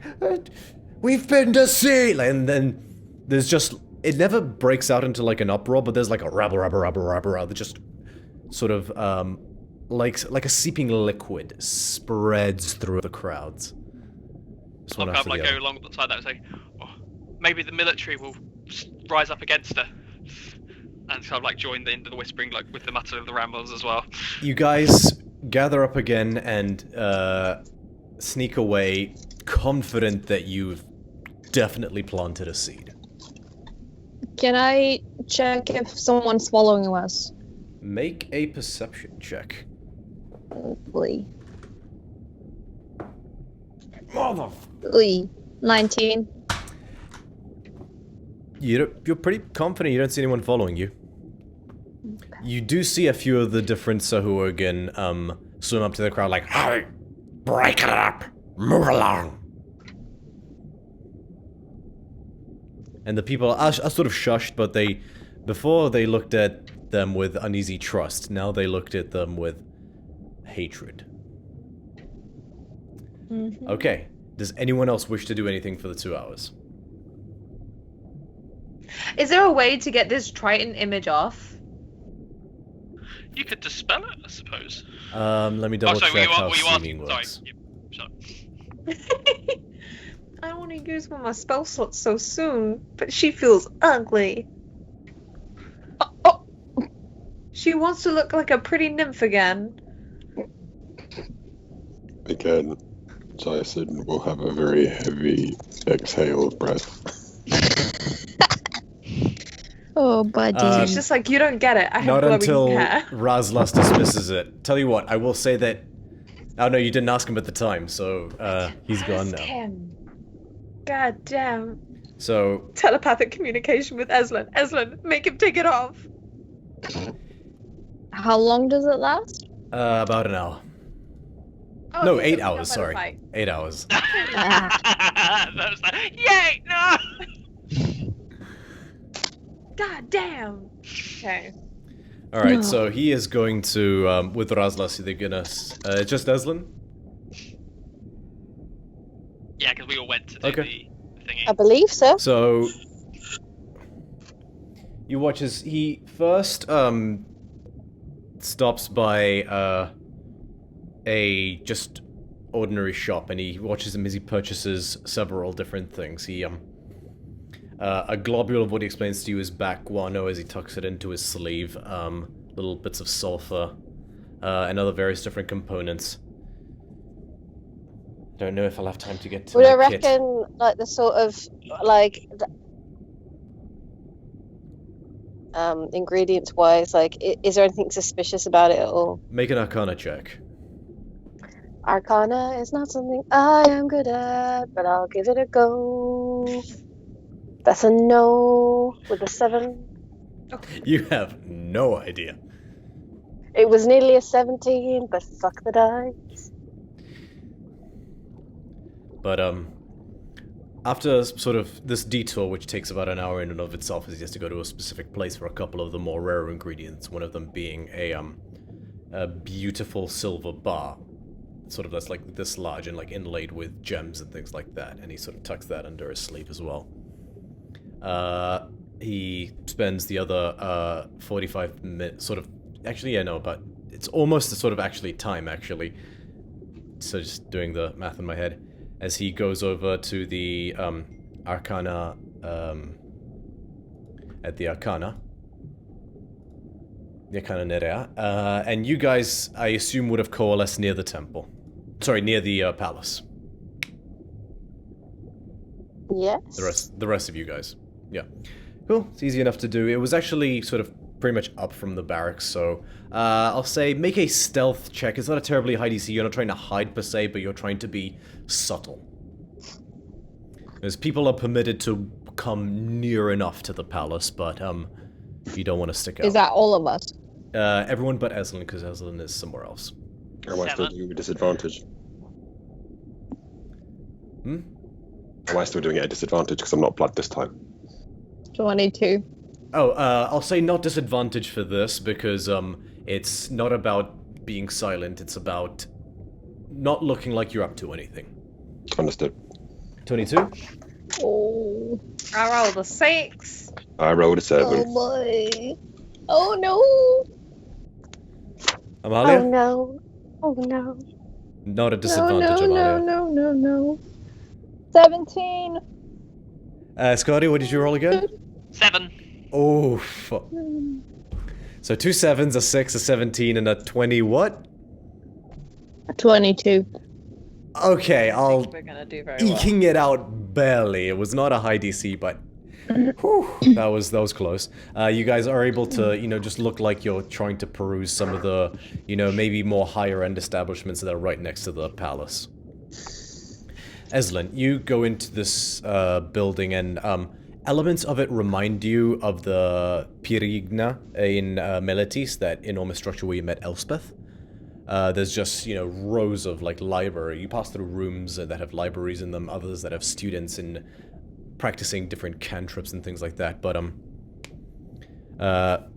he passes through into a courtyard where there's sort of like a lecture area, and there's two, Tritons engaging in a sort of debate. They seem to be teaching a class together. And, Razlas moves up to the front, and,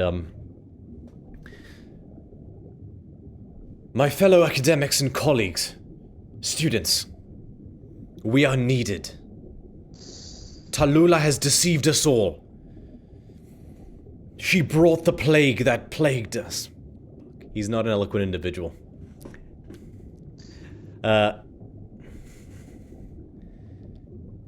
She has brought the plague that has brought us down to ruin, in the hopes that the cure would win our favor, and it has. As we speak, the army is mustering to take back the city. My colleagues, we must do the same. He'll roll a persuasion check. Shit, yes.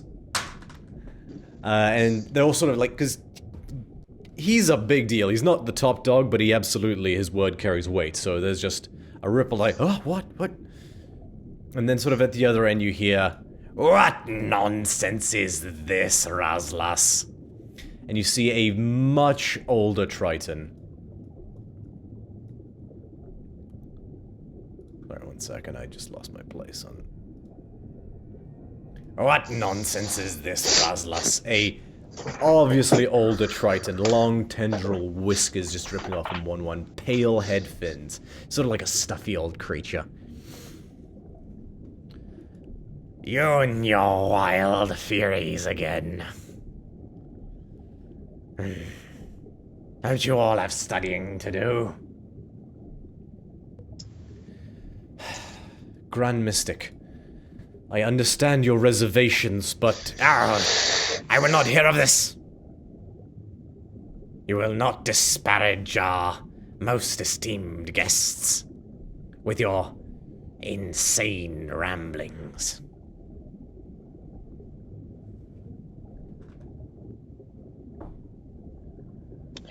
Then you do your servants and you do your students and you do your people a disservice, sir. You recognize this individual. This is Grand Mystic, the top dog, Mulmus Zumugath. And who are you, girl? No one of importance. He believes you. Cool. Tallulah is our friend. What evidence do we have? Tallulah is a swine. Mind your tone, girl. She would have you suffer under her as long as you let her. Nonsense. She only wishes the betterment of this city. She saved And what us all. betterment has she brought since she cured you?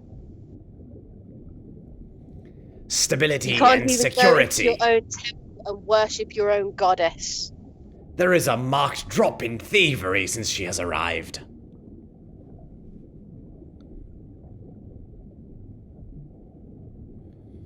She brings peace and stability. My colleagues, do not listen to this rambling madman. And the Seguihin, they bring peace and stability too. Indeed, a firm hand is needed to keep those in line. You're an insufferable old coot. Those of you who wish to see Vashiros fall under her hand, stay. But those of you who want to be free and truly feel connected to Thassa once more, you can come with us now.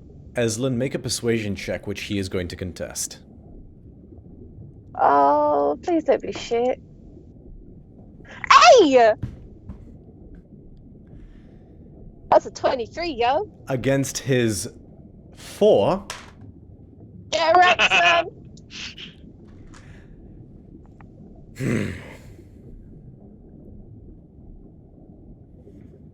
The lot of you are a pack of fools.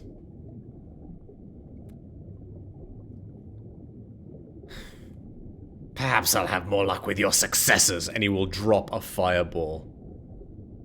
Maybe 20 feet away from him. Does no one have counterspell?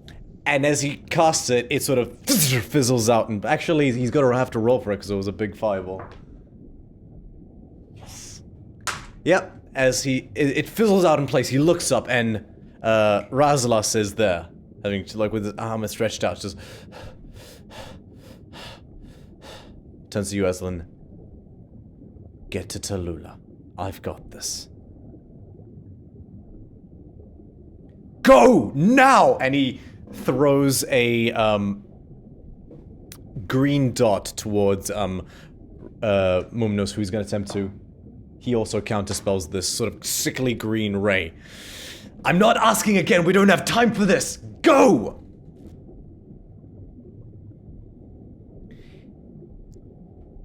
If I die here, the urn is in that dimension for another 60 days. I'm not asking. And he basically just swims away and like tackles into Mumnus, and they just sort of start scrambling and they begin exchanging cantrips and parrying.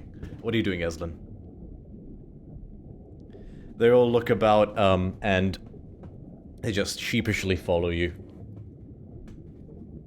Eslin, you lead them out through the doorway, and some of them are grabbing different components and sort of like haphazardly, and you lead, and there's about maybe 24 of these.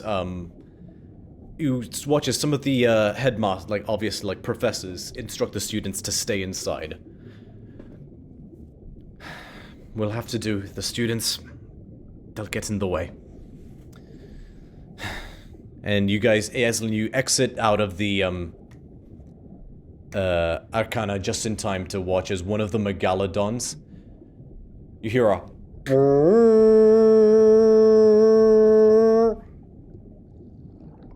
24 hoplites drive spears at the same time into one of the Megalodons. It snatches out, bites one of them in half, killing him instantly, and then just explosions, pandemonium begins to erupt as a myriad of battle ensues. Rosaline's going to run and gun it to where she thinks the party will be, at the palace. The one of the other mages says, "All right, men. This is what we've prepared for." And he, in particular, will fire out. So there's one of these shark man shield bearer type figures sort of jumps up, and he fires out his own little green ray, and the shark man turns to ash instantaneously. Good job. Let us aid our warriors! And they all sort of just break off and begin spell slinging. So Eslin, you, easy enough, you make a beeline for the enormous structure, which is the Grand Palace, the Coral Palace. The 300 or so Sahuagin that were encircling it now have had to basically break off, as there is just a myriad of like a series of tritons in a sort of spinning 360 phalanx formation just catapult into breaking up the formation, and they all just start. There is pandemonium. You guys watching this all happen, like ducking down, staying for cover. At this point, actually, because he's had to break, basically he's had to focus on other things, he would have dropped the seaming. And Eslin, you just swim for all your work. Make an athletics check, Eslin. Don't be shit. Don't be shit. All 12. Okay, it takes you about 20 minutes just full on, like, double speeding it to it, but you are able to reach them in time as sort of everything starts to break out. You guys will reunite as just battle is erupting. One of the Megalodons gets felled finally as you watch as the pole mark before, as he swims forward, no trident in his hand, instead a enormous maul. Basically grabs it by the tooth, swims around, like latches onto his back, and just cracks his skull in enormous. And the Megalodon goes still. Hit it! Yeah! He just yells, I'm sorry, "Come on, men! Show them the true meaning of the abyss!" And he just swims forward again.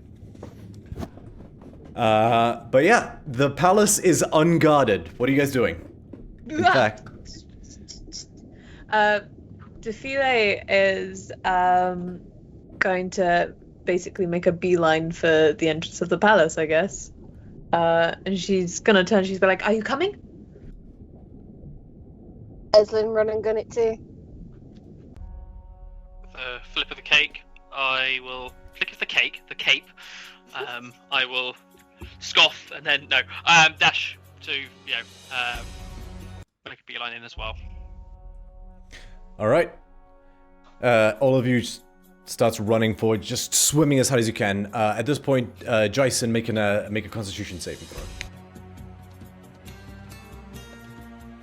Does Amalia have a swim? Amalia, as you're struggling to swim forward a bit now as well, and you're really starting to feel the friction of the water. You see, because you, again, were largely set in... Actually, sorry, I just realized you were kind of chilling for most of that Calliope. You guys weren't exactly swimming heavily. Okay. So, yeah, sorry, that's my bad. But you guys... And as you break through sort of the main foyer, you find yourself, all of a sudden, passing through these great, large, crystalline doors. You see just this... Aslan, you know this room quite well, but for the rest of you guys, you are seeing... Before you is a bridge of sort of pearl. The bridge itself leads to beautiful marble steps that go around slightly and then go up to an enormous marble throne that is 40 feet high and just encased in coral. There's this pillar of coral that goes down the center. And leads down into the abyss below. And you look down, there's just a series of different marine creatures almost swimming in a circle. As it leads down, you don't see the bottom. It seems to lead into the sea stack itself. The actual room itself is framed by pillars, each one encrusted with coral as well, and at the top of it you see, sat in her chair, flanked on the left by another shark man similar to the one you fought in Aslan's house, and on the left another jellyfish lady, this one bright yellow as opposed to the purple before. And in the center, sat on the throne, is a woman. Triton-like in appearance, except her skin is smooth and white. Almost sort of like rubbery skin of a shark. Her mouth is almost like a axe wound in her face, and as she smiles, you see just rows after rows of jagged teeth. Her hair is a mass of crimson that extends well past her shoulders, and she has a jagged crown of bronze in sort of haphazard shapes. My dear? What have you done? Exposed the truth. A pity. You won't live long enough to see them drown in their own innards.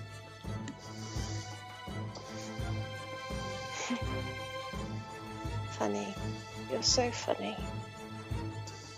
But enough of this fucking talk.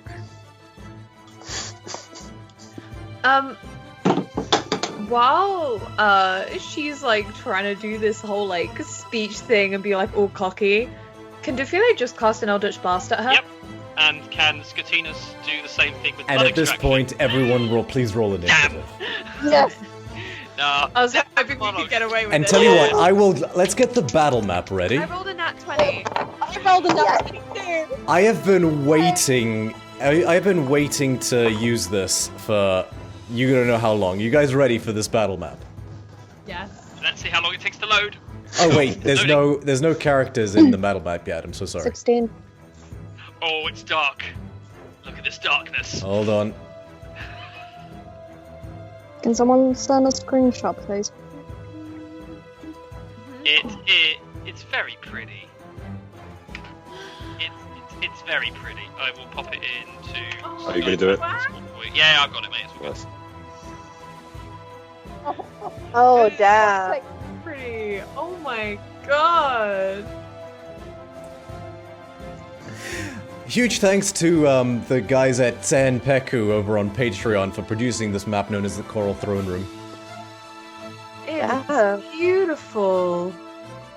There's even an animated version, and there's like 100 different variances. There's one that's got like blood at the bottom, and there's one that's like got a volcano and underneath it all. I'll post the link at some point. Oh, the blood is gonna be in 2 minutes, don't you worry. Does Nice. Foundry accept? I like that too. Does Foundry accept animated backgrounds? It does. I haven't tried it yet, but from what I understand, it does. Oh, It's shit. Okay, so I was Crazy assuming this pretty. is roughly the arrangement. You know what? I'll swap Jason and Calliope because that would make sense. So this is the arrangement I'm assuming you guys are in. Nice. Okay. Cannot see. Is- So I didn't hear that. You broke up. cannot see. It is very dark. I mean, global illumination absolutely should be on. Is your token on the map? It is. Yes, it is. Aslan is. It might just Refresh take a it then while. if need be. This isn't a Does she large have- map. I don't know why. No, it's not. It loaded quick for us as It well. loaded really quickly for me too. Me too. But yeah, it loaded, but it never yeah, there we go. There we go. Never Okay, don't cool. have me. Okay, oh Is sorry, I it forgot. There's one bother other me? figure. You see a Sahuagin dressed in sort of more warrior's finery, and he is being pulled by a chariot that's being pulled by a shark. Of course he is. Of course he Why is. not? Okay, so, let me just roll initiative for these guys. Okay, oh god, this might be another late one. You guys in it to win it? Yeah, go In for it it. to win it. Yeah. Win it. Absolutely. Is this a good point once we tell you our initiatives? Is it a good point to have a quick break? Do you need a break? Because we can absolutely have a break. I will need to use the bathroom. Okay, we can absolutely have a break, yeah. We're in the We're sea. surrounded go by anywhere you water. want. Well, as convenient as that is for Dofile, maybe not so much for me. It's fine. We only see from here up. Oh, that's so true. I don't know why I didn't take that into consideration. So yeah, just as a heads up, that pillar, like from where you guys are to where Tallulah is vertically. You know what, 40 is probably a bit generous. It's about 30 feet vertically. Okay. Is it blink time? 30 feet vertically. Let me just pop the initial. Ooh, wow, he did not roll well.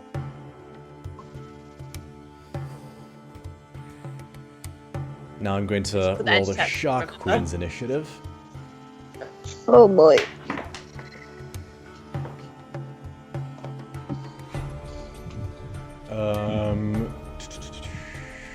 Okay.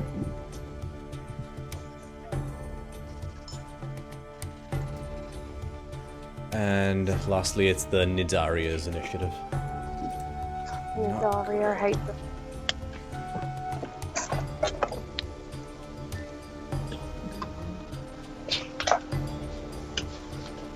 Okay, 25 to 20. 21. Yeah.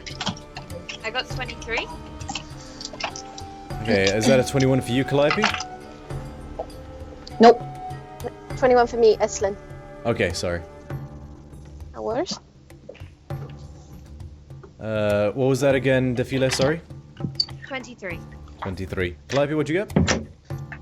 16. Cool. 15 to 10? Oh, sorry, did anybody else get... Sorry, 25, 20 to 15. 20 to 15? 15 to 10?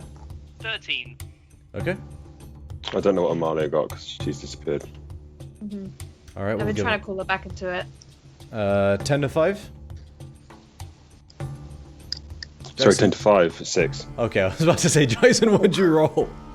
Well, I have a +5. Oh! Oh! Bruh. Buddy. Alright. I'll tell you what, I can put Amalia's initiative at any time I want, so we're gonna take a quick break so everyone can go to the bathroom, and then we will commence with this fight. Oh god, this is gonna be a late one. I'm in it, although I am here for We it. got this. We got this. Alright, back in a bit, guys. Bye. Cool, we'll say, how about 5 minutes? 5 minutes is fine, yeah. Cool, 5-minute break, everyone.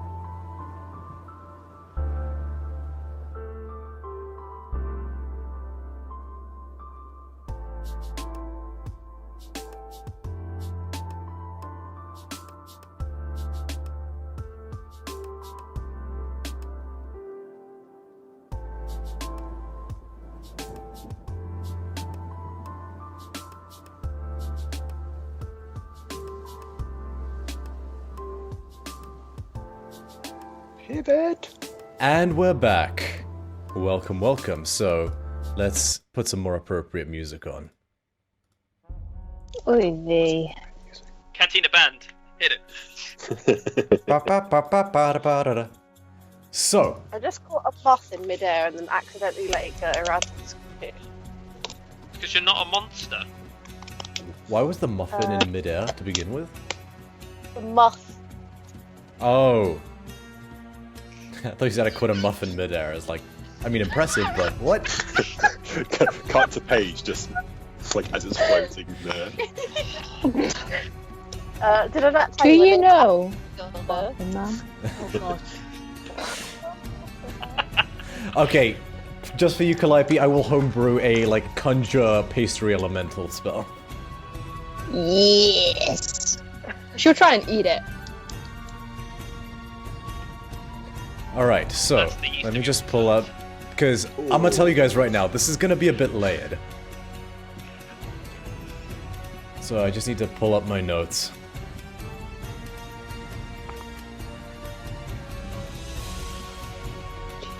Okay, you watch as the Queen's throne starts to generate this turbulent maelstrom of little sea creatures and bubbles and just rushing like a sort of underwater tornado in a spherical shape that just encases her in a sphere. You just hear a voice throughout says, "Kill them." Fuck. How big is the sphere? It's around her and that's it. Okay, cool. So like 5-10 feet. Yeah. Do I recognise the construction of it in... Is it similar in how I weave my matter of magic, let's say? Make an Arcana check. I'm wondering if it's similar to like a shield spell or otherwise. Yeah, because from your description, I'm kind of seeing it similar to like the air bubble they use in I rolled underwater sandwiches. underwater sandwiches. You have never seen this before in Nice your life. soggy sandwiches. Could I, however, make an Arcana check just because I was Sure, thinking go the ahead same and make an thing? Arcana check. A 21? Get her out the way now. You have never seen this spell before in your life, and you're pretty sure about that. It looks like a shield, but you really have no idea what it does. Okay. I mean, you can guess that it probably repels attacks of some kind, but how it ticks is, you're sure that you've never encountered magic like this before. Okay. That's what I can put it. All right.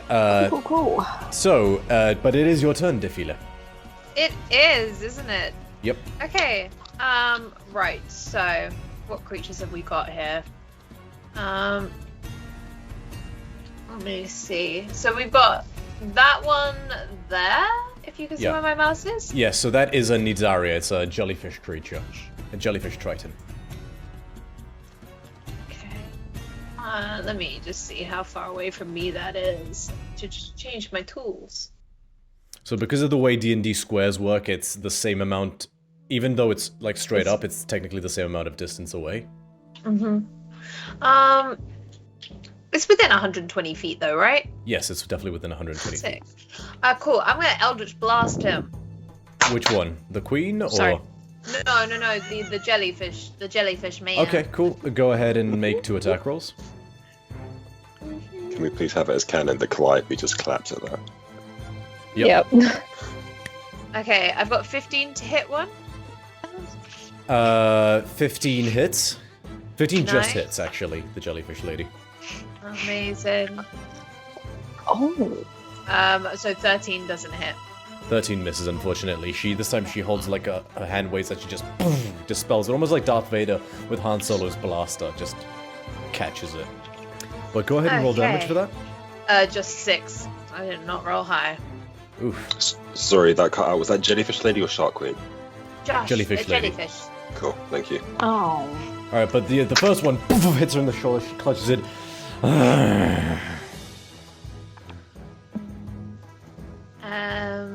Let's think. Can I, as my bonus action, can I summon my familiar? Yes, you can.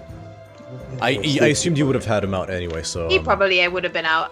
Yeah, Okay, so you can give him a so- command now, actually, if you like. Yeah, can I command him to? I should roll initiative for him actually. Sorry. Go ahead. I'll command him to make an attack on Jellyfish, to make a bite attack on her. Let me roll initiative for him. He shares my initiative. Last time you said it was he had his own. His He does. separate Oh, one. he does have his Yeah. own, doesn't he? Let me check. His So he one. would be next to you though. So okay, cool. Initiative has his own turn of move attack. Yeah. Okay. So his initiative is 11. Okay, good to know. He will just looks at you, and he will do that on his turn. Eslin, it's your turn. Alrighty.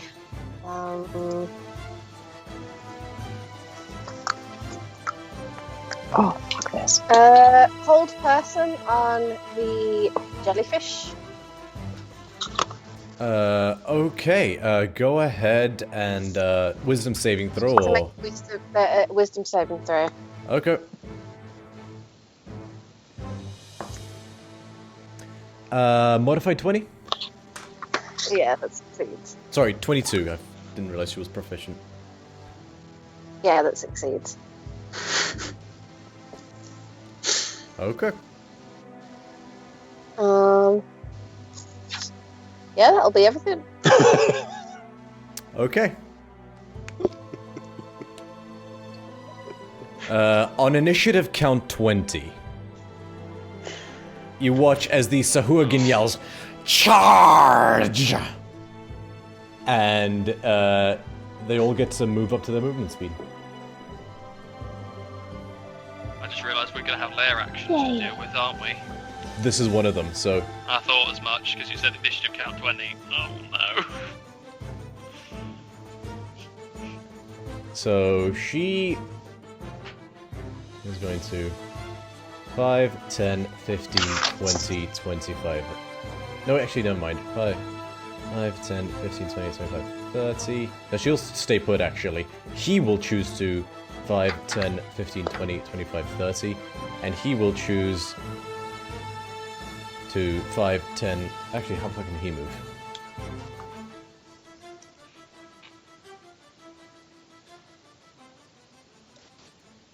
Let me pull up the... Sorry, I'm just pulling up the stat block of a hunter shark, which is, Aslan, you would know, is what is pulling him. Oh, nice, 40. So, 5, 10, 15, 20, 25, 30, 35, 40. He's just making a straight diagonal beeline towards... Good God. Shut up. Shut it all the way up. There we go. Oh, I'm gonna fucking murder all of you. Okay, so initial count 20, he yelled charge, and they move up to their movement speed, and that's it. Next up is... Amalia. Okay, so I will manifest an echo. Okay, well... Right, so I am here. So one. I'm gonna move. You know you can draw lines to measure, right? And I'm gonna manifest an echo here. Okay. Yep. And then my echo will move like forward. Okay. Look where the steps are. One... Can my echo reach whatever this person? So the Sahuagin, he can't reach it from there, but he can swim closer. Okay, swim closer. Okay. Yes, And he then can go he's ahead. gonna- Okay, make 2 attacks with disadvantage. You're using the Shatterer, I assume, right? No, I can't use the shutter. I want to, but I know a spear would do more damage. No, it's not more damage, but it wouldn't be at disadvantage. The Shatterer, if you roll, would technically still do more damage. You just have to roll Okay. well. Alright, okay, let's give it a shot. Okay, so You make said 2 attacks with disadvantage. Okay. Okay. Yes! Sorry. So What'd you I get? rolled a 19 and a natural 20, So- plus 8. So it's not a crit, unfortunately, but you do that does hit. Go ahead and roll damage. So it's a d12 plus your strength modifier. As whoom, this enormous epsilon-bladed axe made of obsidian just carves through the water. It actually seems to part the water enough to create a bubble as it and then just sinks into this creature's flesh. What am I rolling? A d12 and what? And your strength modifier, d12 plus 5.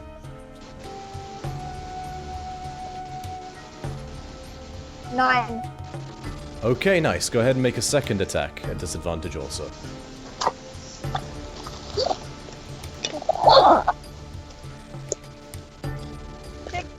+8. That hits. Go ahead and roll damage.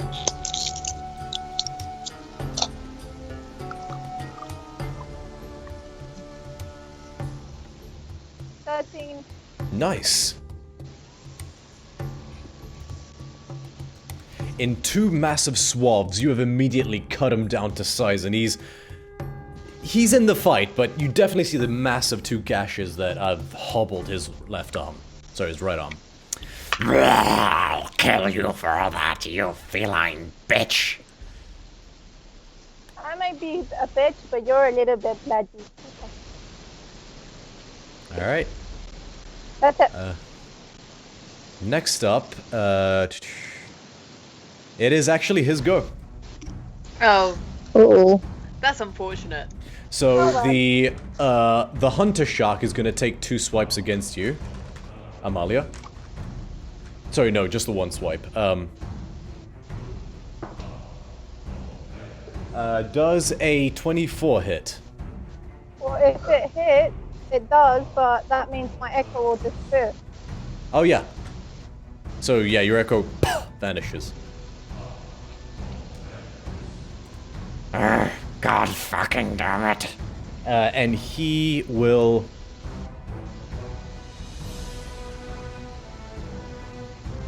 He's gonna throw 2 spears at you, at the real Amalia, because that's the closest thing he sees.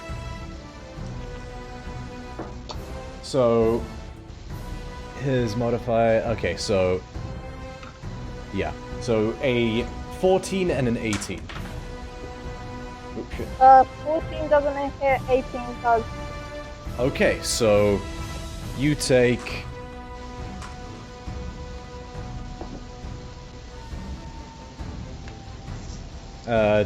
7 points of piercing damage as he manages to whoosh, just lands the spear in your shoulder.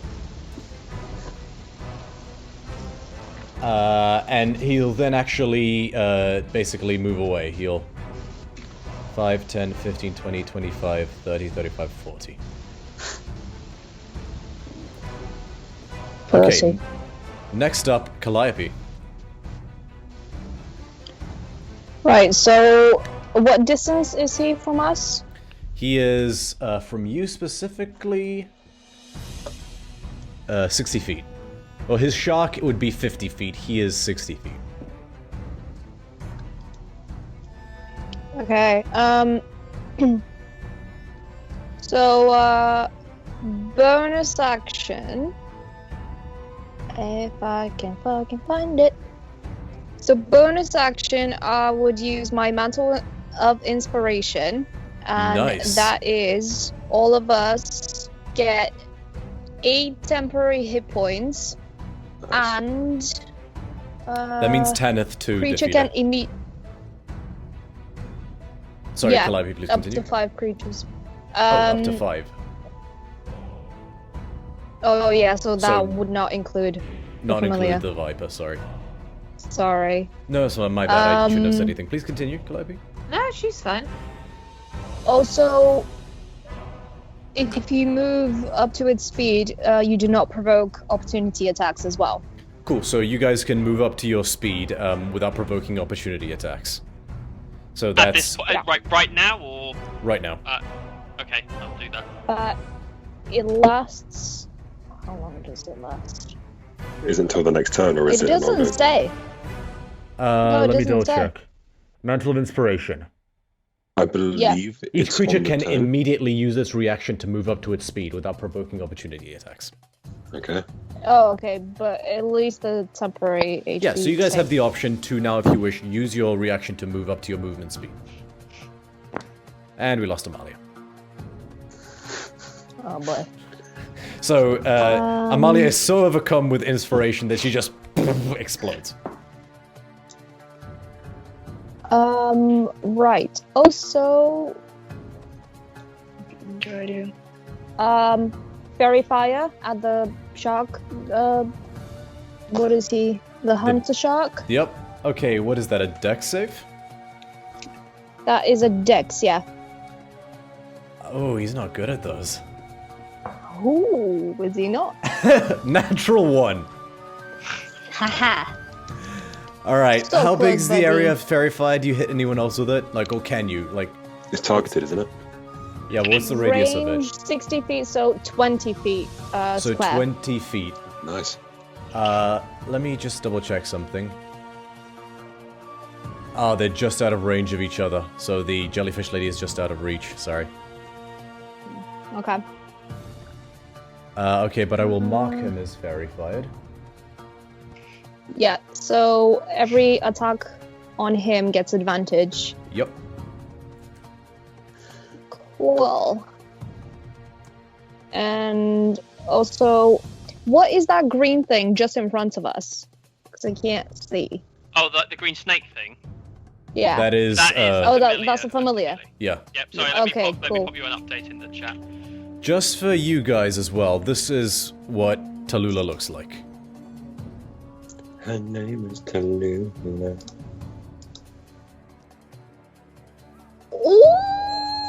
It's the lack of the nose that makes you automatically go, this is a villain. Yeah. It's very Voldemorty. Eslin is dead! Can I roll to charm? She's so pretty. You Oh, can fuck certainly everyone, try. really. Can't help it. You give it a bad name. Okay. Also, can I move like 20 feet ahead and that's my turn? Yes, you can. 5, 10, 15, 20. Thank you. Okay. After that, it is Tallulah's turn, and she will do nothing. Scotty, it's your turn. Uh-oh. Curlios, I will, from my position, I'm also going to fly up, let's say, 30 Oh yeah, because you're a feet. fucking bullet under the water with that cloak. I am, but I'm from where I am now. I've already moved to where I wanted to move to. I'm going to just simply fly up 30 feet in the air. So I'm kind of on par with sort of like height level with where Tallulah would be, but I'm not moving my actual Full location. Aquaman style. Cool. Yes, You know what? I will make a note of it as well, actually. Just so 30, 20, and this guy is 10. Just for everyone's reference, so they know how high up everyone is. No, yeah, it's really helpful. Thank you. And I am going to cast. I have no idea if it's going to affect. So did you need me to move you forward? Because alright, because you spam. Sorry, ignore me. Okay, you're gonna cast. Good. At 3rd level, I'm casting Blood Clench, or the adapted hold person spell at both the Tell you what, I will very say fine. that as you try to cut, you don't feel a target. As in, at the queen, I can't find the queen. You're saying? Or- You can't see her at all. That's fine. It's not her I'm after. Okay. It's but fair, yeah. So kind of like I try as my hands go through. I'm going to reach for Sharky Boy, who's in front of me. And Yeah, also, he's actually about 20 feet below you. who's below, but that's fine. Yeah, but cool. also at the yellow mushroom person. And they both need to make, because we're doing my adapted hold person, Constitution saving throws. Okay.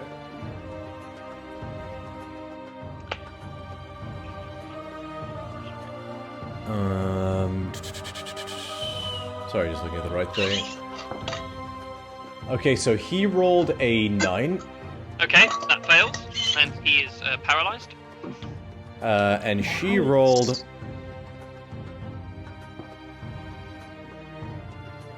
17? 17 succeeds. Okay. Anything else on your turn? Yep. I will, as a bonus action, expend 2 sorcery points. And I will cast Gore Spike at the yellow mushroom individual. And she needs to make another Constitution saving throw, please. 17 again. That succeeds. That's fine. No effect, unfortunately. That is my turn. Okay, it is her turn now. She's gonna see her friend lock up, and she dispels magics the hold person. Does she need to roll? What's dispel? Hold person is second level, or It's second, so unless she's got a Nope. really weak dispel, doesn't need to it roll. goes straight away. Bling! Yeah. He is unheld. And then she will 5, 10. Would that move here. dispel the hold or dispel fairy fire? Can she pick what it dispels? She does get to pick. She can target one magical effect that she is aware of, whichever, yes. And it's the same reason why it was incorrect to dispel the magical items last time as well. So she can only pick one spell to dispel. So he still has Fairy Fire attached to him. Still has Fairy Fire, but he is no longer held. Yeah, sweet. So he still has advantage on attacks. Yeah. Sweet.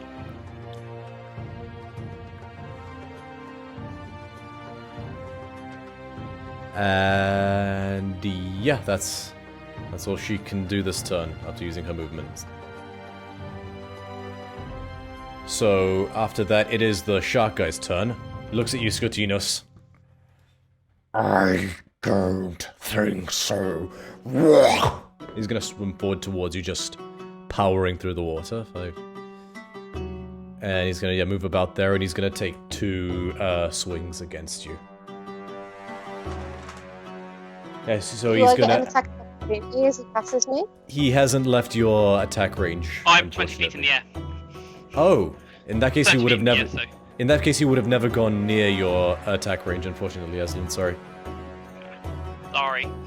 Thank you, Okay. though. He'll do a bite and a. Actually, he'll do 2 bites. Yep. For the first one. Nope. And the second one, 14. Does a 14 hit? We're still in the first round. Your mantle, Calliope, is that? Does that say that you use your reaction? Yeah. Damn.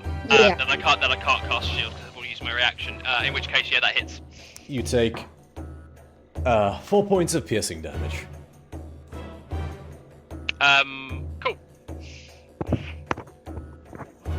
Okay. After that, it is Jason's turn. So can I swim up to him? You can swim 20 feet up, which would get you about 10 feet away from him. I hate to be the bearer of bad news. I think it's my familiar's turn. Oh no, it is. Yeah, he rolled higher than me. I'm so sorry. No, it's okay. No, you don't have to. You're fine. He's just a snake. What was his initiative? 11. Okay, cool. What is he gonna do? He was commanded to fight the jellyfish lady. Okay, so he'll 5, 10. How much can he move? Let me double check for you. Is What's his swimming speed too? Yeah, that's what I. swimming speed is think 30 I'm- feet. Yeah, so 5, 10, 15, 20, 25, 30, 35, 40, 45, 50, 55, 60. So you can get that close, but he'd have to dash to do it. Yep, and that will take up his turn, won't it? Yeah. Nice, no worries. Thank you. Okay, Jason, it is now your turn. So you can swim up 20 feet to reach him, but that's it.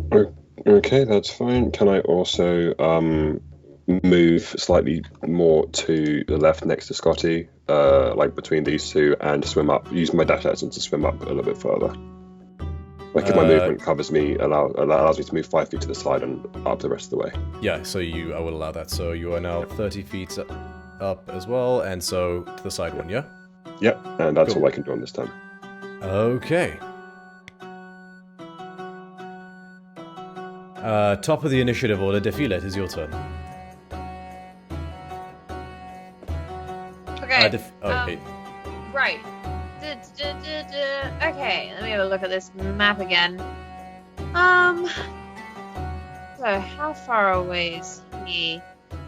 He's within 50 feet. The guy who's riding the shark is still within 50 feet, yeah? Yep. Okay, cool. I'll Eldritch Blast him. Okay, go ahead and make 2 attacks.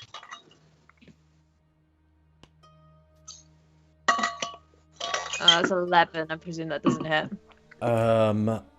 Let me double check that. I'm pretty sure it doesn't, but I'll double check. 11 misses. I'm sorry.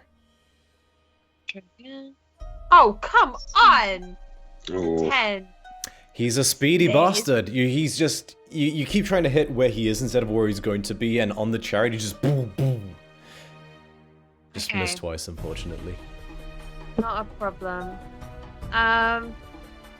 Now, I can make a tentacle appear within 60 feet. Does it need to be attached to it, or can it appear anywhere? It can appear anywhere. It appears out of a vortex. Okay, cool. That's coming up right underneath this boy. Well, I mean next to him. I don't care. She's mad. You can now. do it underneath him. I'm gonna. Out of the chariot. I'm gonna slap his ass. Okay, so once again, you hear a sickening as just a maw in reality opens, and out of it, a tentacle descends, and it can do like a whoosh at him, right? Yeah. Okay. Right. Let me roll and hit that. Mad.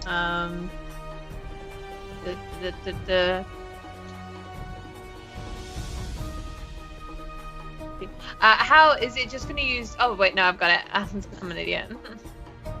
Oh, I got a nat 20. Holy shit! All right, go ahead and roll some damage on that. And just to reiterate, your choice of either rolling twice the amount of dice or doubling the number on the dice. Your choice. I'm gonna roll twice the amount, I think. So that would be 5 plus 5 plus 9. So that's what is that? 14. 5 plus 9. 14. And my brain just went dead, and I was like, maths? No, I don't 14? know. Nice. This time you sock him in the same sort of wounded arm, and you definitely hear something break. He is pissed, and he's looking bloodied. Cool. Okay, that's my I got nothing else I can do. Okay, That was my turn. Ezelyn, it's your turn.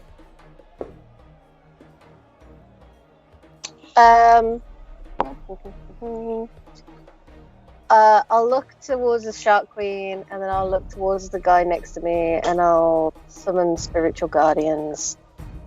Okay. So I'll go ahead and... that is centered on you, right? That aura moves at all times? Yes. And that's, what, 15 feet? Yes. I learned a new trick.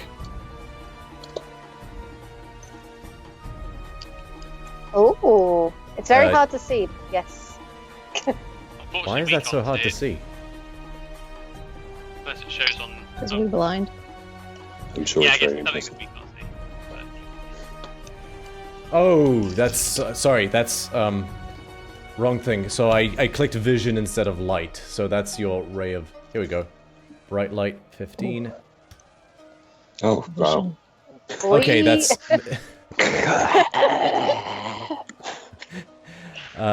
color intensity, let's drag that way the fuck down. And that's too low. Jesus! Foundry, get your shit together. There we go. So, they still take the shape of tiny tridents? Yeah, sure, why not? Cool, you see, Defila, you watch this tiny little zipping trident, like tiny little forks, just spin around in a circle and just stabbing at everything around them. I'm guessing you swim up to get him in the area, because he's 30 feet away from you. Yes. Okay, cool, And so... I will... Can I move the other side of him to give, like, Jason some advantage? Yes, you can. Ready. You can give him +2, yes. So you are now 30 feet up as well. Yes. Alright, at the start of his turn or immediately when you move into his space? Start of his turn. Copy that. Anything else in your turn, When Ursula? he starts a turn, so we can't, like, move out and then be like, don't hit me. Okay, no worries. Anything else for you, Aslan? That is everything I can do, I believe. Very well.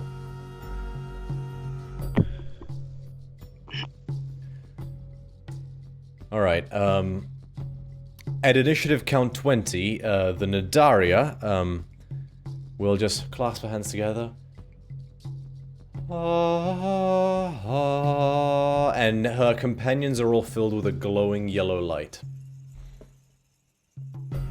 You don't see any of their wounds close up, you just see them slightly haloed with a golden aura. Okay, cool. Amalia, your turn? Oh, nope, wrong thing. Hey, I did not die. I clicked the wrong button. Get on with it. What's you do for your turn? Okay. 5, 10, 15. And that's it. 'Cause I can't do anything else. Yeah, no, you can't get close. If you have any javelins, you can throw them, if you like. Yeah, but I don't think they would reach up to there. Yeah? Ooh. Okay, can I take the one out of my shoulder? That's, in my shoulder. I'll allow it. And then... Power move! Go ahead and make an as attack I- roll. Go ahead and make a normal attack roll. Actually, it would be an advantage. Wait, I have something else to do while I do it. If I can do it, 1 second. Where What? is it? 1 minute, let me see if I can do it. Where is it? I'm assuming Amalia's pulling out the javelin that was inside of her, right? Yeah. Okay, you see as I throw it, Yeah? can I do a daunting roar at the same time? No, it's one or the other. Use your action. Oh, actually, is that a bonus action? I think Daunting Roar's a bonus action. I think it is, yeah. Okay, actually, yeah, you can do that at the same time. Well, would it work? Because It's underwater. Oh wait, no, because you got a breathing thing. So yeah. Be So quite he's restive because we're underwater. He needs to make a wisdom saving throw. Under Daunting Roar, it should say what the DC is. And what the saving throw is. it says saving throw for... Yeah. There should be a description for Daunting Roar. Question, how far is he? It's 30 feet up. He's 20 feet up from you. Sorry, no, he's 10 feet up from you. No, 15 feet up from you. Okay, can I just do a regular roll? It does nothing. Because I can't do that one. Okay, Why can't you do Daunting Roar? Because it's only 10 feet. Oh, okay, just throw you can just throw a javelin if you like. How many javelins do you have, including the one in your shoulder? 3. Okay, so you can make 2 attacks if you like. There would be an advantage because he's fairy fired. Yeah, that's fine. Okay. You're So am I muted, rolling Ri. 2d20? Yeah, 2d20 for each attack. I thought the thing with like throwing items and stuff underwater was So they automatically miss on their long range. Amalia's long throwing range. within her Got short it. Thank range. you. And javelins are ones that get away with it because it's specifically a thrown one, I think. So javelins, okay. Javelins are okay, and I think most Javelins spears are still okay miss on too. their long range, but they're not at disadvantage underwater. 23. 23 definitely hits. Go ahead and roll damage. It's a d6, right? Yeah.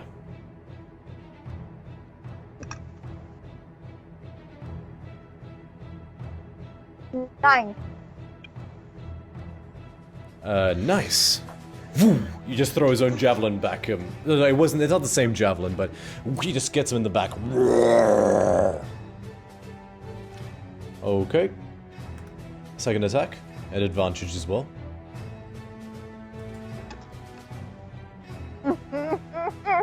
Natural 20 again? Yeah. You fucking Percy, you.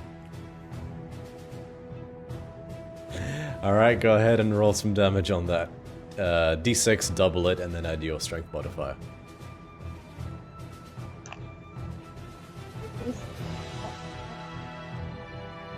$15.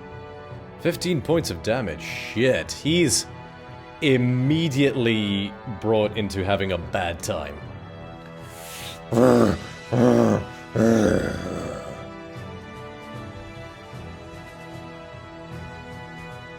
Bye-bye. Alright,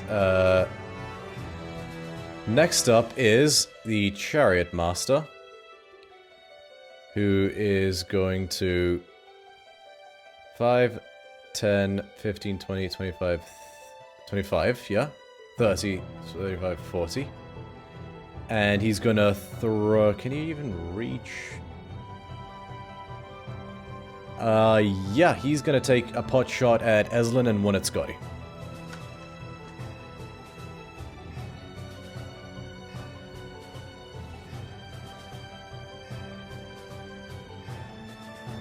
Scotty does a natural 1, does not hit.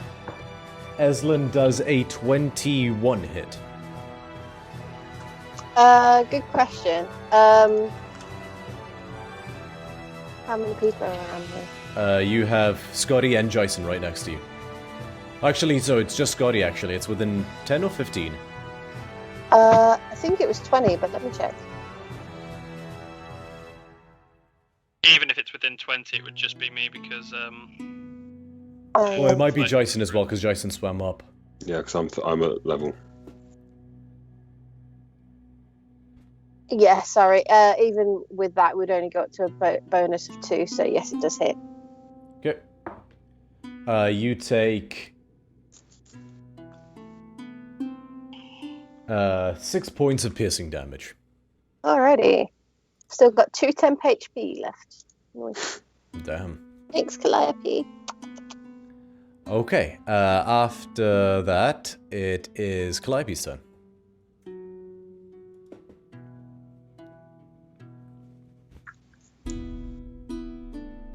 You're also muted, darling.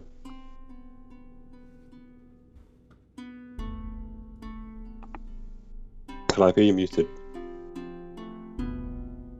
Sorry.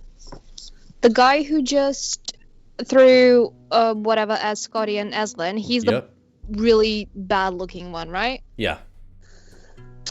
Okay. So if I shot a bow at him, is that disadvantage? It would be a disadvantage, yes.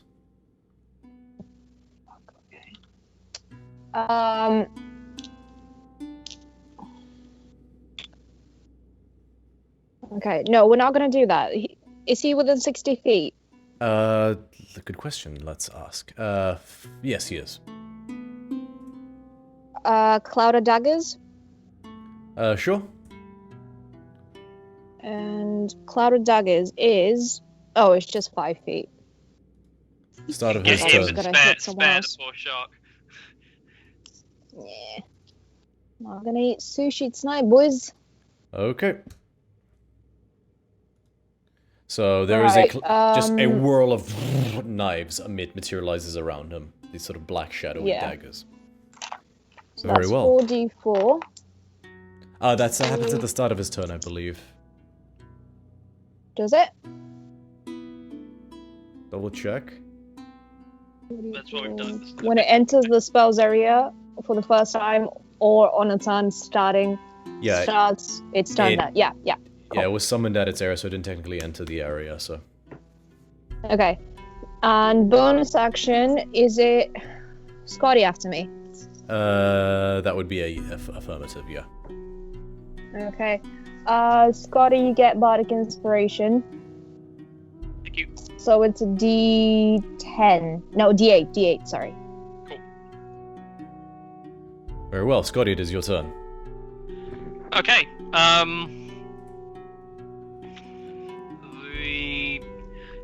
the guy after kind of got briefly got like bitten by the shark. I almost kind of like turned dismissively to him, almost to make a thing of like, I don't care about you, mate. And I am going to once again cast Hold Person, once again at 3rd level, and targeting both the Shiwaji on with the shark and the blue-yellow mushroom. Okay. The Sahuagin rolled a natural 20. Succeeds. And the lady rolled another natural 20. We're getting them out early. It's the important bit. That's it, campaign over. I can die happy now. Bye. Good night. 2 natural 20s and I waste them on that. Where were they yesterday when I was fighting a Shardland dragon? And then sort of like as it goes on, I'm just like, huh. And then just out of like spite, I'll spend 2 sorcery points and I'll just turn back and just hook a poison spray at the shark that's next to me. Easy enough. Con save, yeah? That's right, yeah. Ooh, that might actually succeed.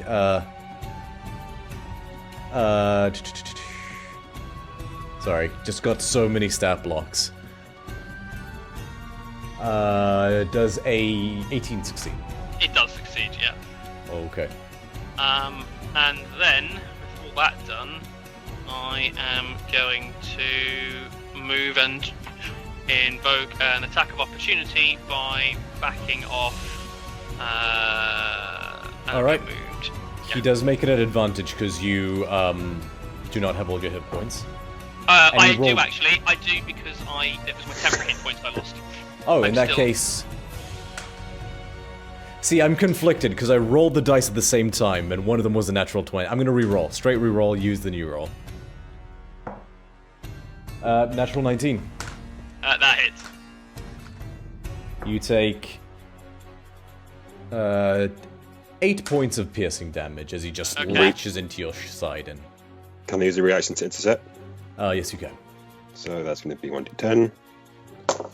You can reduce that by 9, 10, 11, 12. That's all. That's all of it. Yep.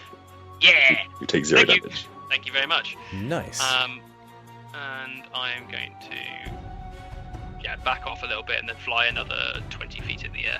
It's like almost as he makes his attack, Dyson kind of like puts the spear out and kind of like blocks it and like slowly brings it up, kind of shaking his head. Like, Alright. It is Tanith's turn, Defile. Amazing. Okay. That boy is biting. Bad Okay. jellyfish lady. Bad. Go ahead and make 2 attacks. Okay. I'm gonna bite you. I'm going to bite her. Oh my god, really? Okay, 9 doesn't hit, I'm guessing. 9 does not hit, I am sorry. What is with my rolls? DM's stolen them. Potentially. Okay, right. Better. That'll do it, yeah. Because that's a 23. Yeah, that hits. Go ahead and roll damage. Amazing. Okay, so it hits 1d4 plus 4.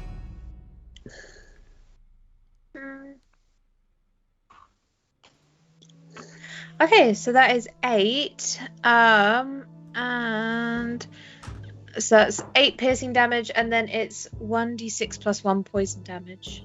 Okay, go ahead and roll some damage on that.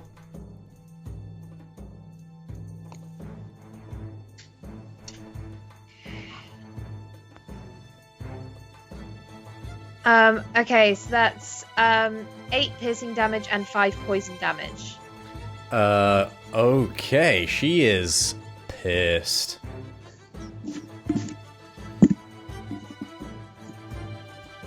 Anything else?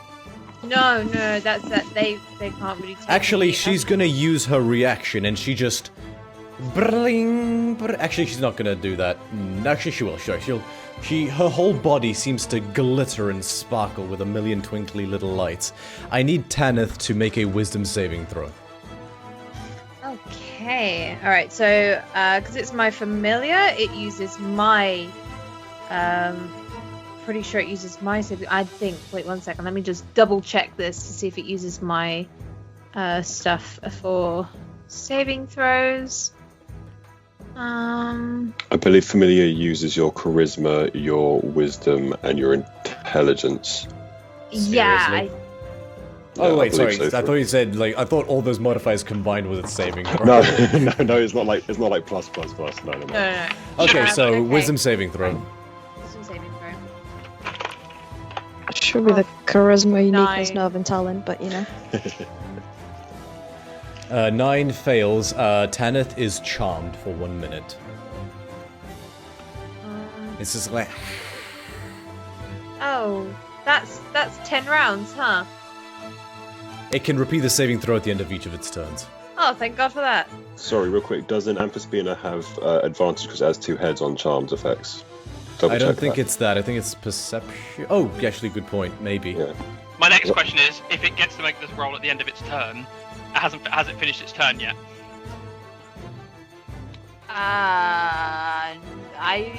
It doesn't say anything. Oh wait, sorry. Let me find. Anything about that. My question is whether or not. Actually, yes, it does. It does have advantage. It It has does. advantage on those. Yeah. Let's give it a try. Let's Yeah. roll again.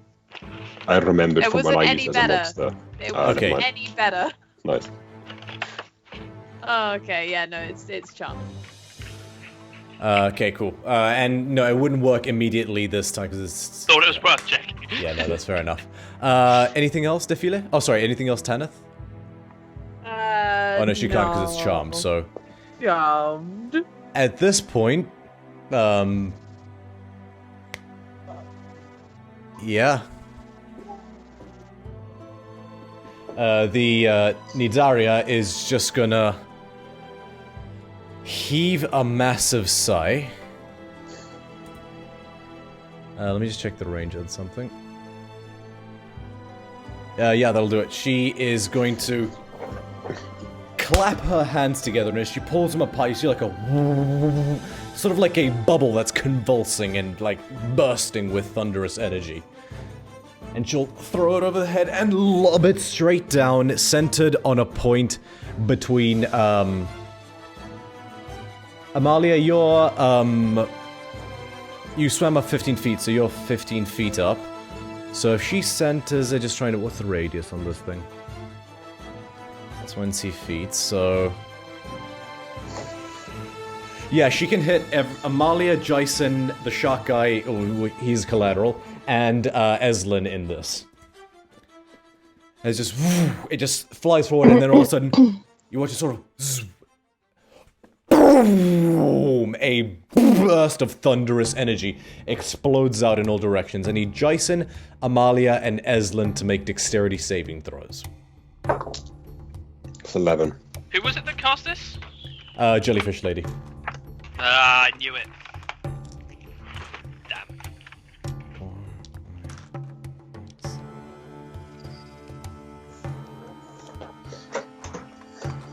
Ooh. 13. Sorry, 1 second. 13. Jason, what was that again? 11. 11. Eslin?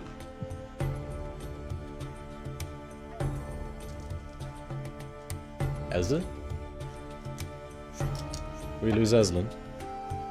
Yeah, sorry, disconnected for a second there. I got 10 on the dexterity. So 10, 11, and 13. Mm-hmm. I... Good feeling. And Who got Shark the 13? wins to make point. Who got the 13? Amalia. Amalia, you're the Amalia. only one who succeeds. So, Jason, you and Eslin take... That was a lot of dice.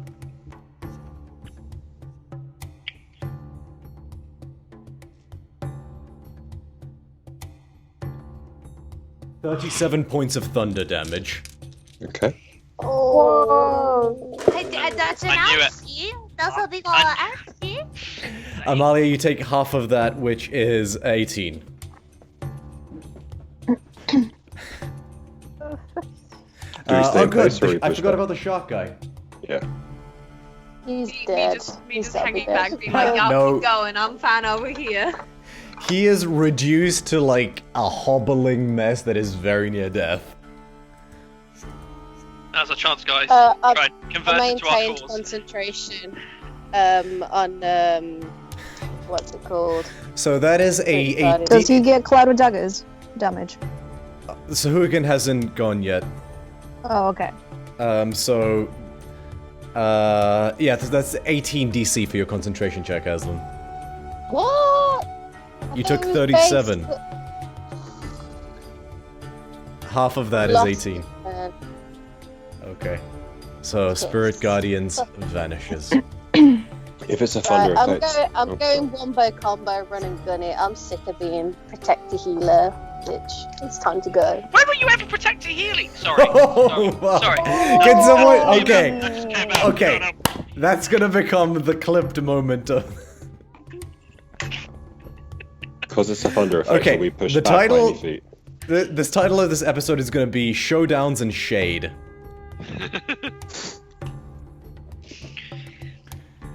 Okay. She will then 5, 10. That's all she do. Doesn't provoke an attack of opportunity because the Amphispin is charmed. But that's her turn. Next up is the shark guy, who is going to make a swipe at you, Jason, and a swipe at you, Eslin. With his sort of anchor war pick. Jace, I don't think so. Does a... yeah, no, 15, Jason? No, that misses, but I have low health if that helps. Natural 20 on Eslin. Eslin, you take... Oh, shit. 15 points of piercing damage from his anchor pick.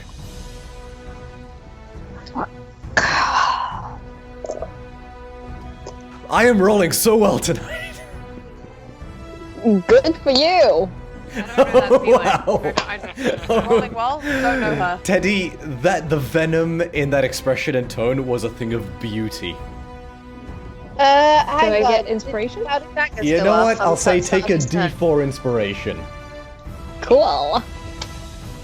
Alright, so... Did Cloud of Daggers not go off on the start of his turn? So Colin, the Sahuagin hasn't gone off the Sokolin, the shark guy It's not on has. Shark Boy. Right. Yeah. The Shoutout and the Shark are two different ones. That's right, Teddy, it was on the Sahuagin that you cast it, right? Yeah. Yeah, the one that Yeah. shot at Eslin and Scotty. Yes, he hasn't taken his turn yet, unfortunately. But it is your turn now, Jason. Sweet. I'm gonna make. You said he's looking pretty rough, right? Really rough. Yeah, I'm gonna make an attack against him, so I still get advantage and a +2, right? Yep.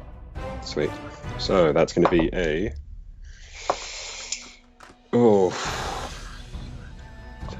12 to hit on the first attack. 12 to hit. 12 misses, unfortunately. Sweet. Second attack is a 17 + 7 + 2. Definitely hits. How do you want to do this? There's no amount of damage you could do that wouldn't kill him. Yeah, I literally just like poke him. Okay. You just... This time you sort of maneuver slightly and you go under the armpit and into the heart and he just immediately... and he just falls asleep instantly and bleeds out and sinks to the bottom. Beautiful. He just sinks down and falls off the edge. And Beautiful. He's dead. Bonus action, my eyes stare directly at the yellow mermaid lady and I cast Hunter's Mark. She smiles and blows you a kiss. Yeah. Oh. Okay, top of the round, Defile, it is your turn. Hey, right. Just want to say thanks so much to the people in chat who stuck it out with us. Yeah, it's been great. Okay. I would like to move a bit further forward. So, By all about means. 10 feet. It's 15 feet. Just, can I, how close? Yes, okay, perfect. Alright, I'm then gonna cast, Eldritch Blast. Wow, I'm such a two-tone thing. I'm gonna cast Eldritch Blast at Jellyfish Lady again. Okay, go ahead and make Nothing 2 attack new. rolls.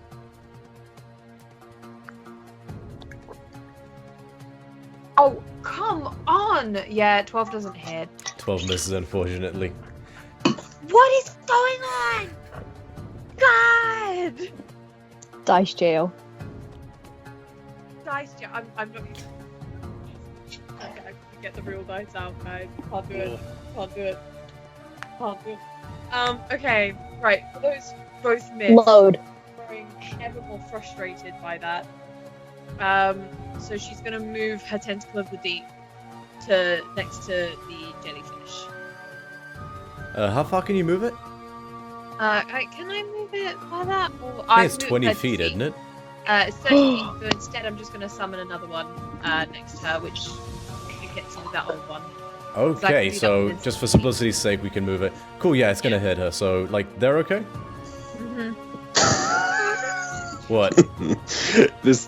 It moved so gracefully and slow across the screen. It was just like this. Excuse me, pardon me, Excuse sorry. me, pardon me. Go through. Give it through. Tentacle. Okay, go ahead and make an attack roll.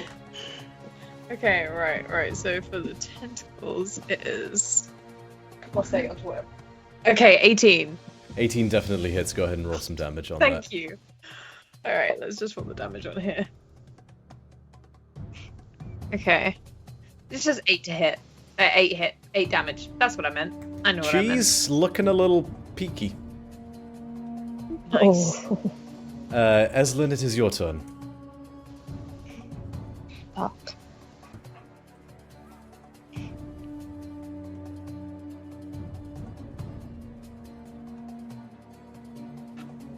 You're muted, darling. I have no turn. I made a death saving throw. I passed. Oh yeah, of course. A death saving throw? You dead? What did I miss? Subconscious. Oh god. Yeah, he's I unconscious. spaced out for that bit. Okay, good to know. Amalia, it is your turn. 5, 10, 15. Reduce an Echo Knight again. Okay, where? Can it go here? Yes, it can. Okay, put her here. And One then- second. The? Yes. Also, how much more can she move? 15 is it. Yeah, without something like Scotty's cloak, you're stuck at half your walking speed. Yeah, but can my Echo move another 15? Oh, yes, it can. 5, 10, 15 here? Yes, well done. Okay, go ahead Okay. and I assume you're going to make your attacks for you. Question, you know my javelin? Yeah? Where did they go? They are stuck inside their victims. Okay, I will leave those for now. And, I will shatter axe this bitch. Okay, make 2 attacks at disadvantage.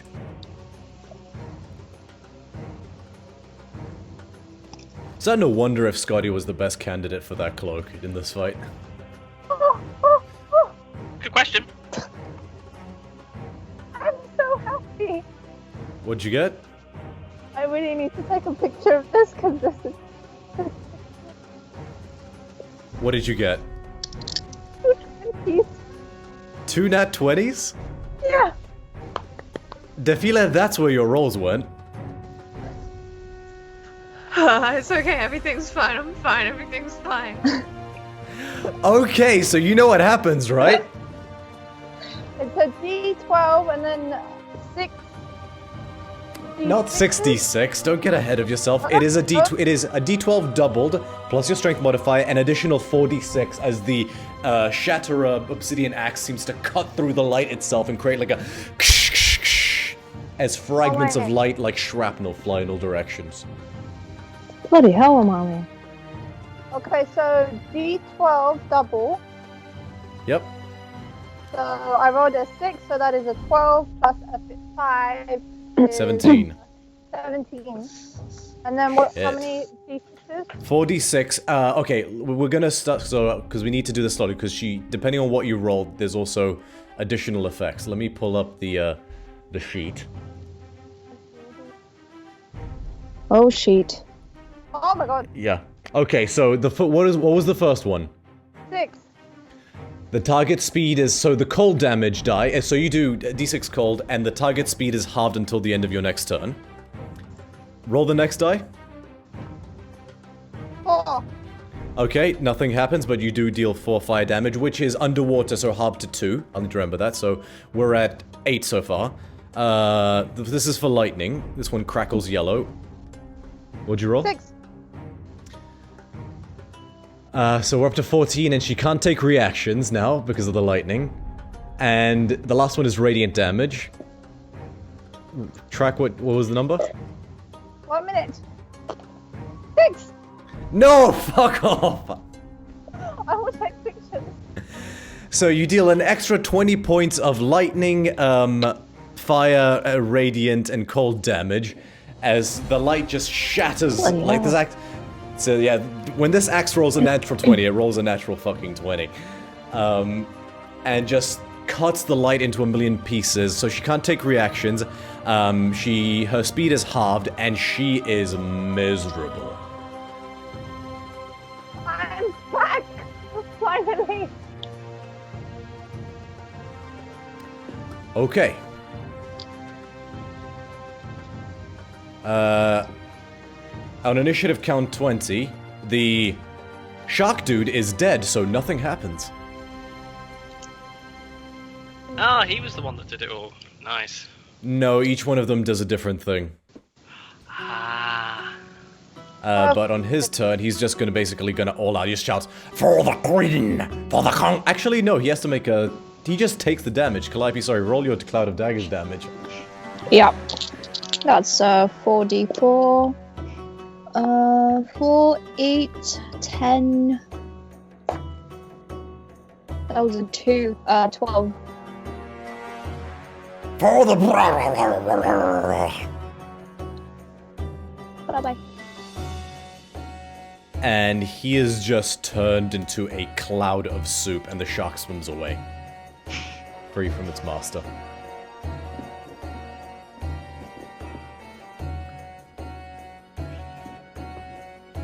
At this point in time, you guys sort of stand around, having defeated it there for a moment, and all of a sudden, the maelstrom of, like, bubbles and small sea creatures explodes out in all directions. Actually, sorry, no, combat is still active. Calliope, it is your turn. Okay, how far away am I from Eslin? You are, like, 20 feet away. Okay, I 10. run up to Eslin. Yeah? Sure. Is it Cure Wounds? The You touch can one? Cure Wounds is based on touch, yes. Yep. That one, 3rd level, so that's 3d8 plus 5. That's, Okay. Oh my god, I'm sweating. 5 plus 4, that's 9. And that's a 3. So 12 plus 5, 17. 17, Eslin, you heal 17 hit points and you're like, you're alive again. Okay, and inspiration to... Who's after me? Scotty again. Scotty still has an I've inspiration, still got right? mine yet. I've still got mine yet. I haven't used it yet. Cool. It'll be Jason. Jason, you have a d8. Jason Calliope just holds a, like, ha ha ha ha ha, and you are bolstered by the siren song. That's my turn. Scotty, it is your turn. Cool. Although it's very much stuck record time, really, because I know that this mushroom tip can dispel. I can't really risk doing anything else. But what I will do is move. Let's say, I can go wherever I like, to be honest. It's great fun. I'm 50 feet in the air, so I'm going to now go behind over here. Zoop. Because casually, as I said, I've still got. She does provoke an attack of opportunity because you swam past her. Oh right. God damn that cloak. But that said, I mean, it's great underwater. Can't lie. How high is this? You are 20 feet above the Shark Queen. And so you're right at where the tip of that... Ceiling. How high is the ceiling? Oh, the ceiling's like another 50 feet above. Alright, cool, that's fine. From here, I am going to cast Hold Person again. It is just at 2nd level, though. On the Nidaria? Yeah, because we need to stop her spells. Okay, so... She rolled a total of... This might actually do it. 15? 15 is the save DC for a Constitution, yeah? Yeah. That does it, yep, she succeeds. She Damn! shakes it off, but she's looking really rough. Like, I'll stress this point, she is looking hurt. I'm not gonna mess around with another spell on. Actually, is she immediately next? Amalia's Echo. Oh, sorry, Tanith is next. The Viper. But Viper. I don't know that the snake is charmed, to be honest. So I'm not going to waste some sorcery points at this point. Instead, bonus action, I will convert some hit die back into sorcery points. I'll convert 2 hit die into sorcery points. Okay. It's Tanith's turn. She passes her turn by idly. Make another saving throw with advantage, Defile.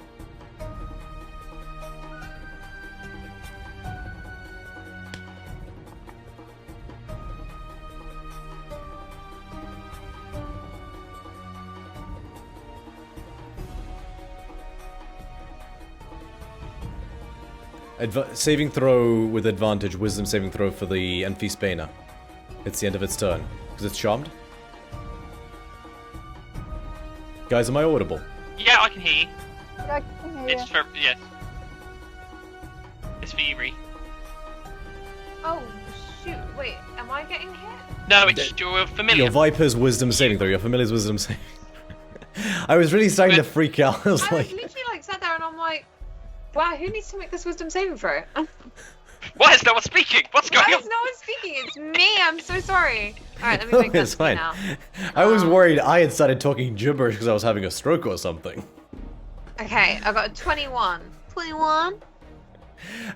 21 succeeds, and Tanith breaks the bond.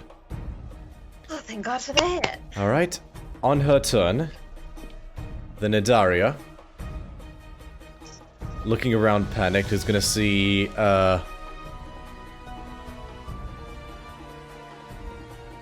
yeah, she is going to she's gonna use another summon another ball of thunderous energy. Can I counterspell her? Yes you can. And it's a 3rd level spell, so it immediately vanishes. She... Wait, no! And that's the end of her turn. Jason, it's your turn. Let's go, baby. I'm going to move forward and then dash 40 feet. So hold up, that's going to get me There, yeah. it's going to get me there. Let me just move my boy there. And I am going to throw a spear at this woman. Okay, go ahead and make an attack roll. That is a... sorry, not a spear, a javelin. Sure. Got inspiration. Yeah, I know. I'm going to use my inspiration down that one. That's a D8, was it? Yes. So, okay, sorry, basic math. Modify 20 then. That definitely hits. How do you want to do this? She had 1 hit point.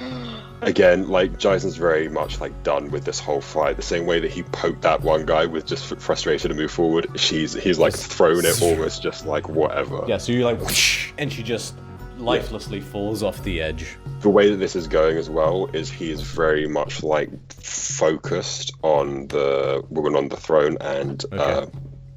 Sort of cutting down the adversaries as you're getting closer and closer. Speaking of which, as you guys all sort of, like, take a breath for a moment, the sort of combat seemingly over for a second, the coalition of bubbles explodes outwards, and Tallulah is once more revealed, and she says, "Fine, I'll do it myself," and you're a...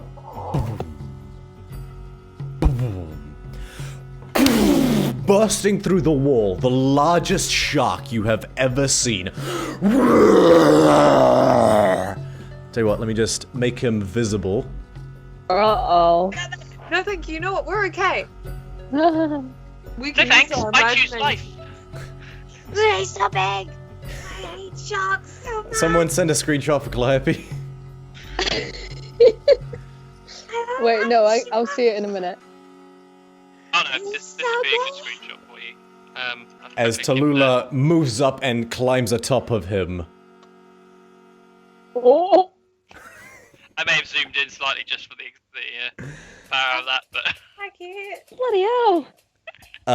And we are back in initiative. So top of the initiative order, Defile. Oh, sorry, really Yep. quickly. I was Okay. going to say I was going to use Action Surge to use Hunter's Mark and put it on her.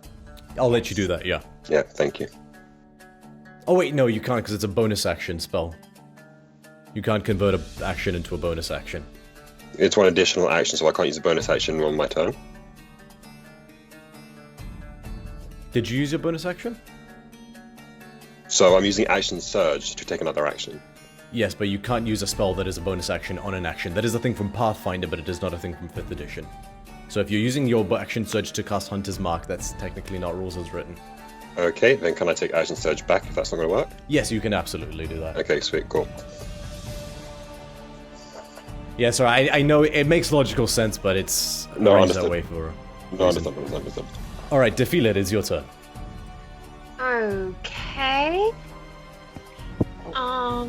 I am going to be real boring, and I'm gonna cast Eldritch Blast again. it's a big target. Okay.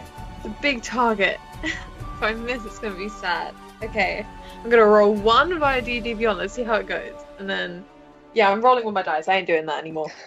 12. Does a 12 hit the big shark? The 12... Oh, actually, I think that probably does. It's a big target. It's not going to be terribly... the Megalodon... Sorry, let me just pull up the stat block. No, 12 misses, sorry. Its height is very thick. Okay, that's better. That's a 16 That's plus taking 8. Is that So- you're aiming for the shark? Yeah, I'm aiming for the shark. 24? Yeah, yeah, that definitely hits. Go ahead and roll some damage on that. 12. Okay. You leave a scorch mark in its side. I would then, for my bonus action, I would like to expend a charge of my Ring of Eldritch Ire. Okay. And I'd like to cast that mark on Tallulah. Very well. So I'll just mark her as marked.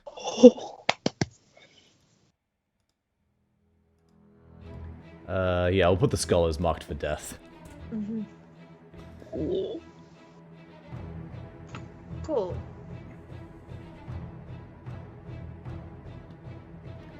Alrighty.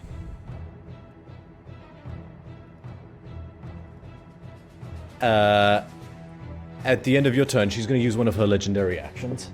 Oh no. Here we go. Just let me what's her layout look like at the moment? Actually, yeah, she is going to... Yeah, what's the range on that? I don't like the sound of that. I don't like it. Yep, that's in range. She'll return fire on you, Defile. You watch as this sort of crustacean-like creature that's latched onto her arm that almost resembles like a wrist crossbow just sort of flexes two of its arms and fires a splinter, like a spike from its forehead, straight at you. Okay. Does a natural 2. No, actually, surprise. I know I'm a warlock, but no. You got a long range away, like, yeah, no, and let me just double check her modifier. Nope. Even with your long range, you duck out the way. That'll end that. Eslin, it's your turn.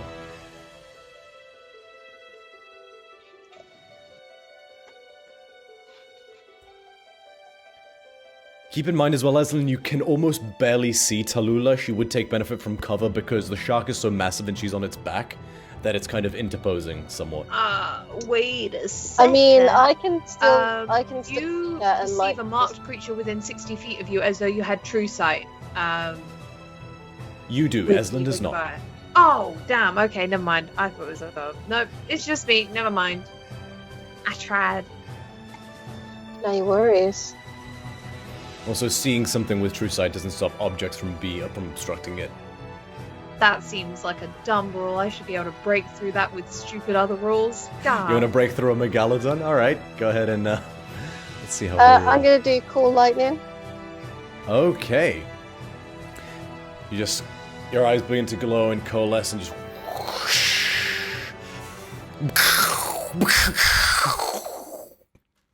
And if she's on its back, I want to point like at the pair of them, like where she's riding it. Yeah, okay. So, dex save? Yeah, they need to make a dex save.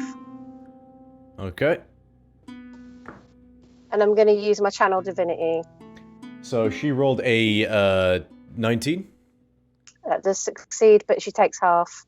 Okay, and the Megalodon rolled a 12. That is a fail, I do believe. Bear with me while I just... So that's 30 lightning damage for the shark. Okay. And 15 for the shark queen. Very well. Let's go, baby. A bolt of lightning screams down from this underwater storm cloud you've summoned and strikes her in the shoulder. It just blisters and peels a bit of skin off, and you watch as in the gaping wound that's formed, a small astral tentacle shoots out.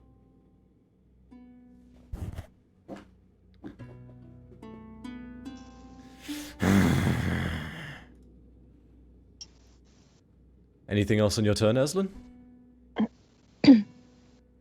That's everything I can do, but that is concentration. Okay, good to know. I can do it again, eventually.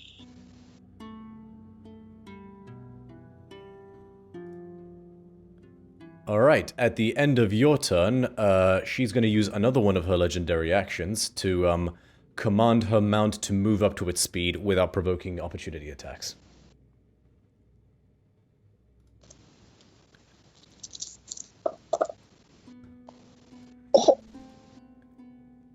Uh, 5, 10, 15, 20, Does it move 25, through 30. the Cloud of Daggers?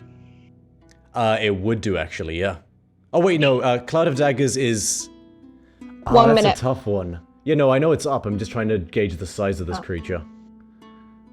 That would have been 20 feet up. You know what? I'll say it's just in range, yeah. So... Good. Do I roll again, or is it the same damage? So yeah, no, roll again. Okay. 4d4. Another one. Oh! 8, 10, 11. 11. Okay, good to know. She would probably, at that point, I'll say, because the shark has remaining movement, to be smart enough to move just up, so she's now 35 feet, so she's just out of range of it. Never mind. Okay. I have a question. Yeah? You know, when she moved with the shark, was she 5 feet from my echo? She does not provoke a tapping of opportunities with this particular legendary action. But that's the end of the legendary action, so it is your turn, Amalia. Okay, so Amalia will move 1, 2... Wait. 1, 2... You can move one more square. 3. And that puts you eye level with the shark. Okay. Tell you what, let's also on the battle map zoom in a little so everyone can see the juicy. Actually, yeah, there we go. There we go. There you go. Who we got in chat? Nervously humming baby shark. Chelsea, you are a godsend. I want to stab its eye. Thank Okay, you. alright, go ahead and make, so you're going to use your other javelin. Yeah. Okay, go ahead and make 2 attack rolls. La. 17 plus 8. That hits. Go ahead and roll damage.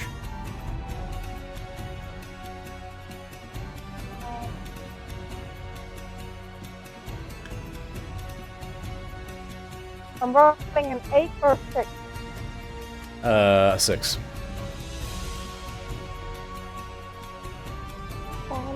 No, actually, I'll let you use an 8, because you could use a javelin with 2 hands if you wanted. Yes, okay.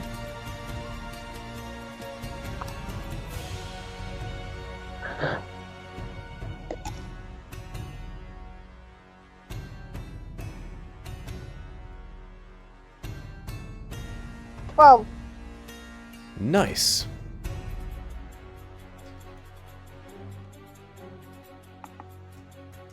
Shark's looking kind of rough.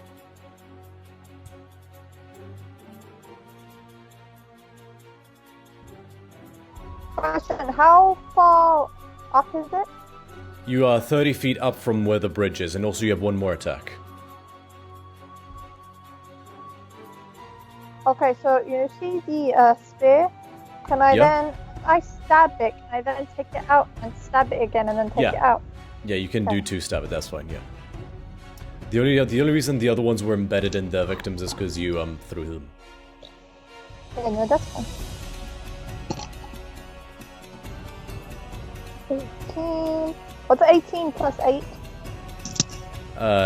26. That definitely hits. Go ahead and roll damage. Am I rolling an 8 again? Yeah. Oh, it's my 8. Oh, you know what? I'm just gonna roll here because I lost my 8.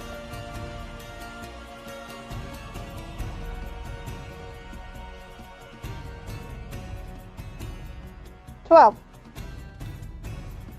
12 points of damage. Yeah, you were just wailing on this shark. Stab, stab.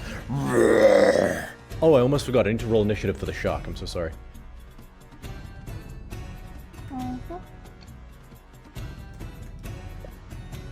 Okay.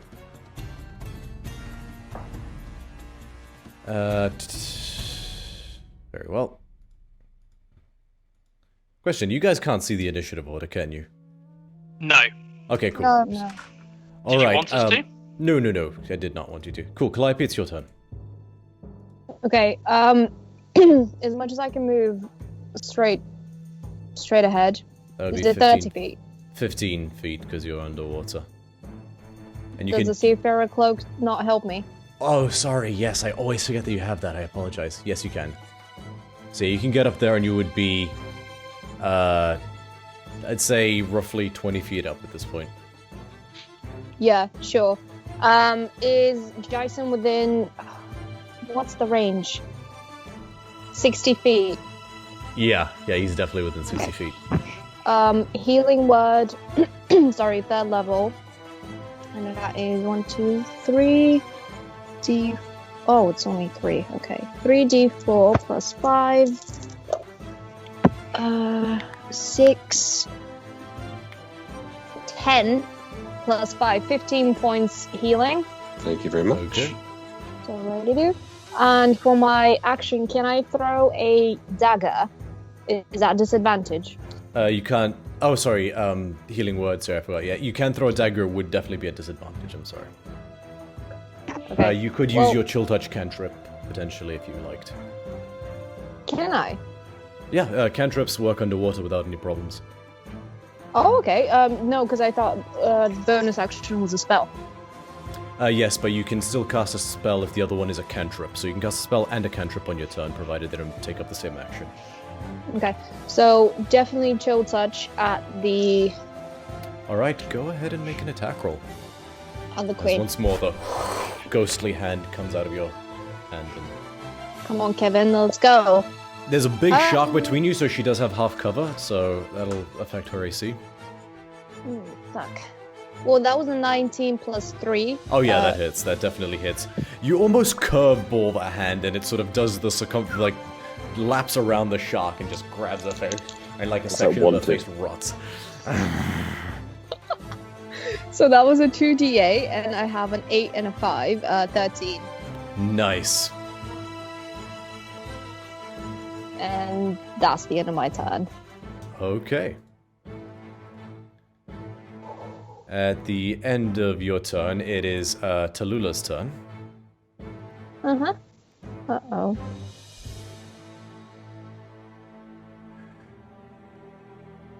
Just seeing what she's gonna do.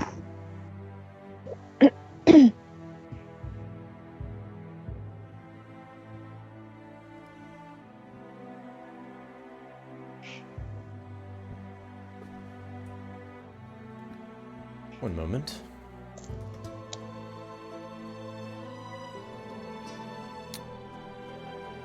Yeah. She traces her hands, forming a glyph in the air. You hear a cling, cling, cling. I need Jason, Eslin, and Amalia to all make wisdom saving throws.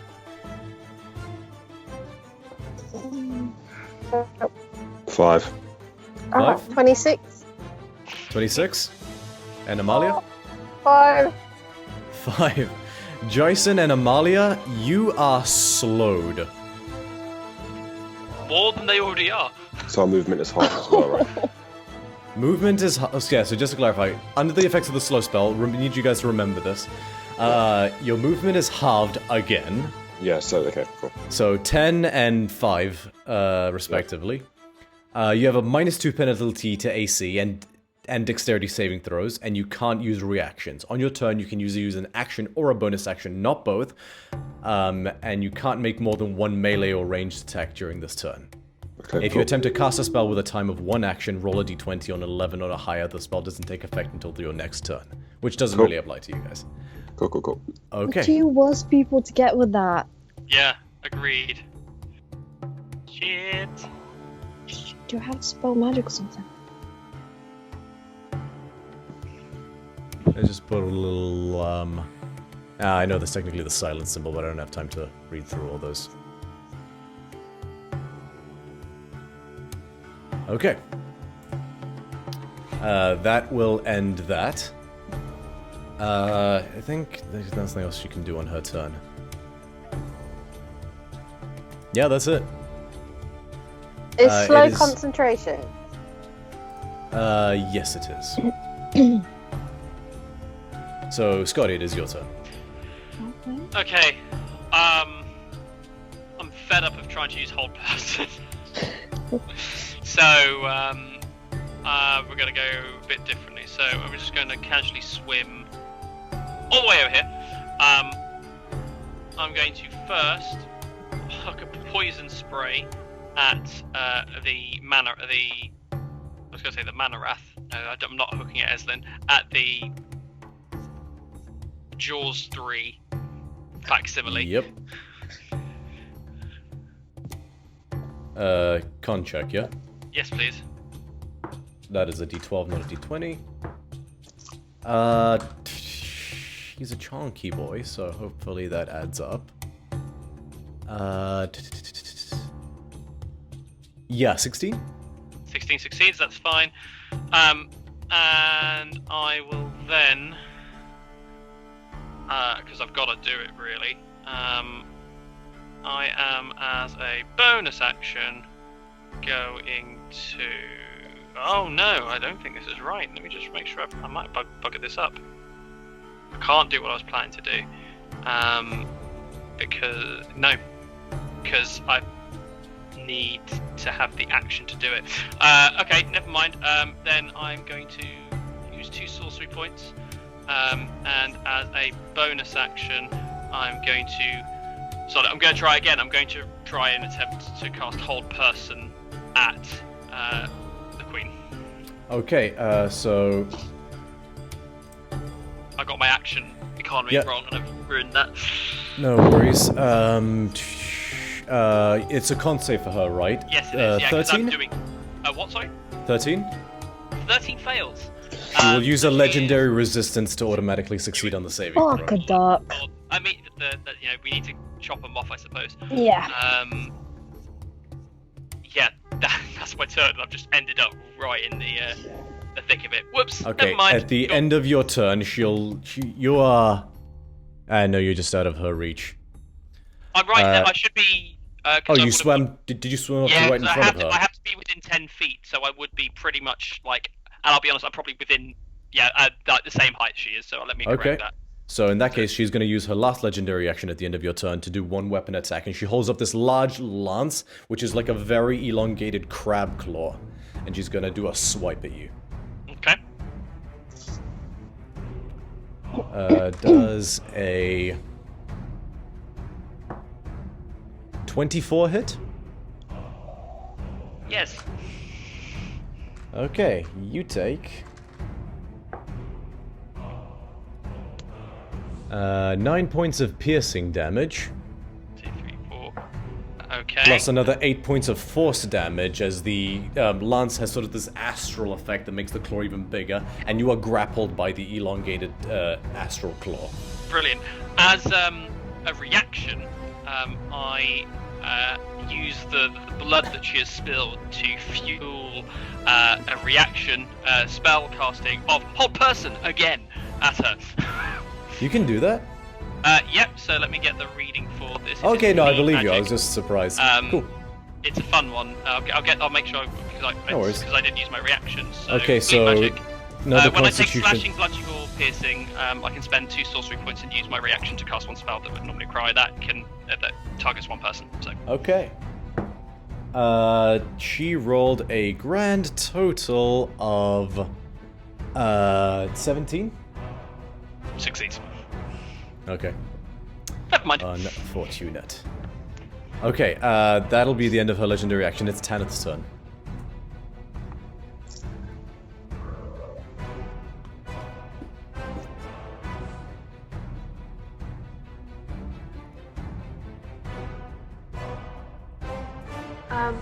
Right, okay. So Tanith literally can't do any attacks without being told to. However, I am going to I think move him closer to Lula. Okay, easy enough to do. It is Big Boy. Oh, sorry. Was there anything else? Okay, it is the No, that's it. Megalodon's turn, and he will do his singular bite attack against you, Amalia, because you're the one who stabbed it in the eye. Does a 21 hit?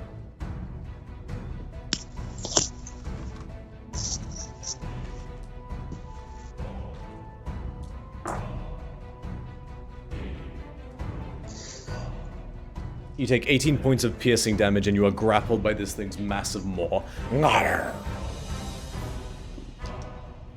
Oh, Okay.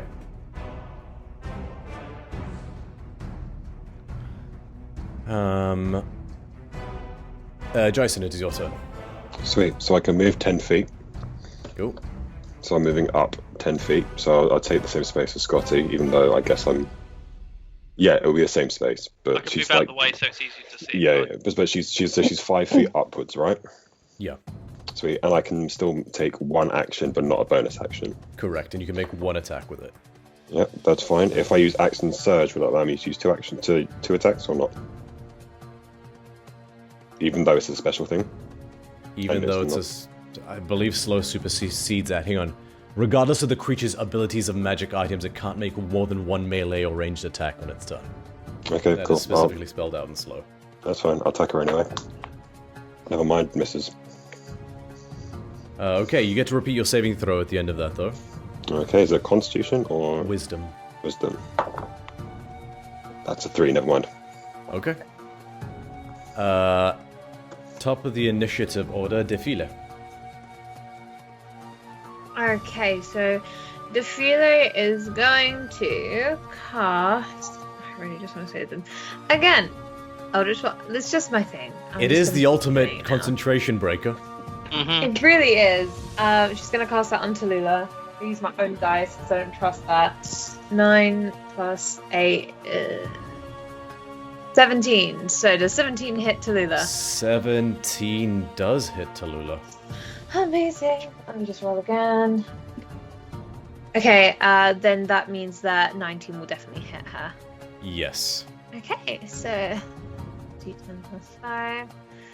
So that's 7 and 8. Okay, so that is 15 damage. Okay, let me just double check one thing. I don't believe she has any kind of,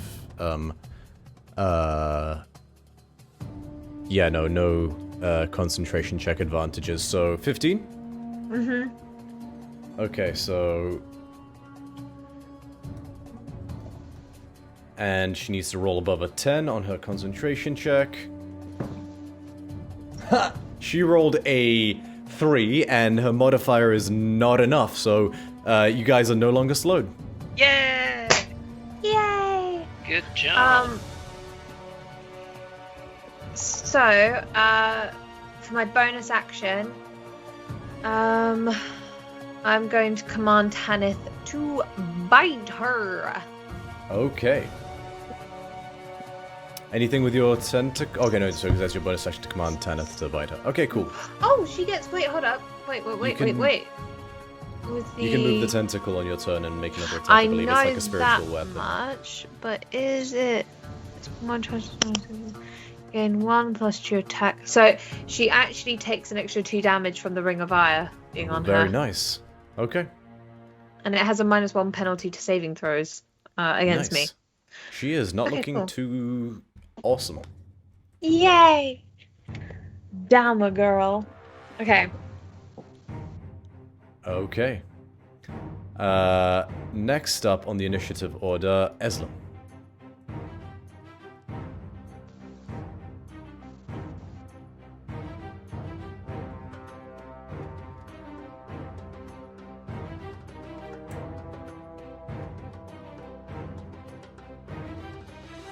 Hello. So I'm going to do the same thing as last time. Okay, so I'm channel gonna divinity and all that aim jazz. for this. Yeah, aim for the space in between them two. Easy enough, where she's so it'll hit mounted both on of them. Shark failed. He rolled a 5. So that's another 30 lightning damage. Tallulah rolled a dex, right? 11. I believe that also fails. Bear with me. I'm being a dumb. Yep, that also fails. So she also takes 30 lightning damage. Both Tallulah and the shark are not looking too good. Good.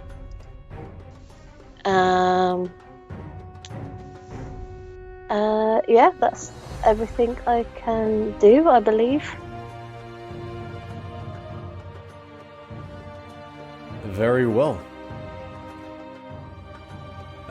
Next up is, at the end of that, she'll use a legendary action to do one, yeah, she'll let go of Scotty and do a lance attack against you, Eslan.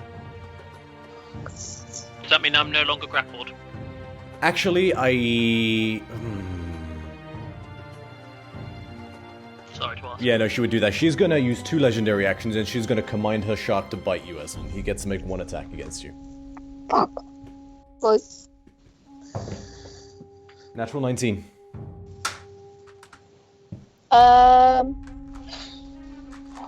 Maybe no? What's the plus on it? 11. Oh, then yeah.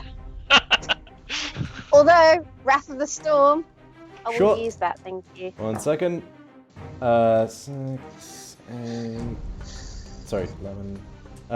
13 points of piercing damage. From your Interception. bite, and you are grappled.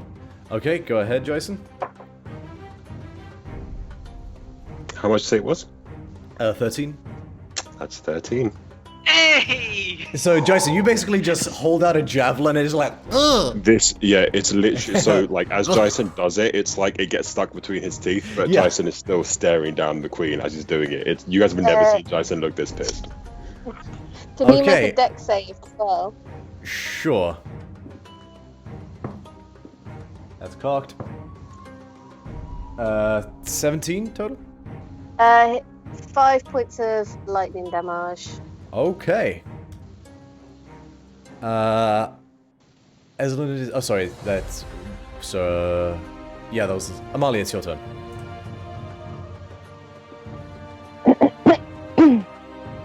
My turn, yeah? Yep.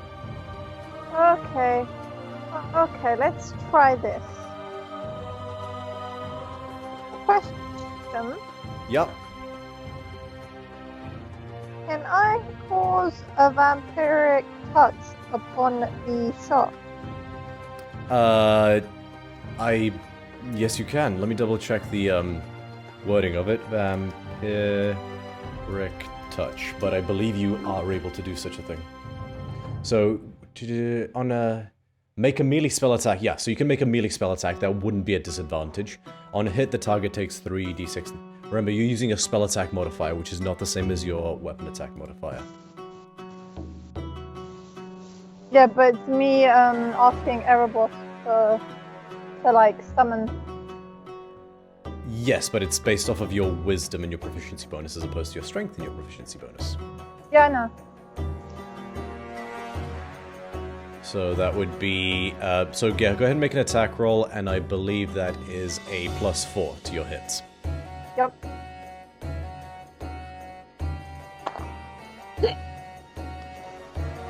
No. No, I got an 18, but still. Okay. I'm okay with that. So go ahead and really, and roll 3d6 necrotic damage. Oh. Yeah, Defila, you watch as Amalia, her eyes turn black, and the voice that speaks out is not her own, but a male rasping voice. Bow down to the god of death. And she just touches and seems to drain life out of this shark. 4, 4, 5. 8, 13. You regain 6 hit points.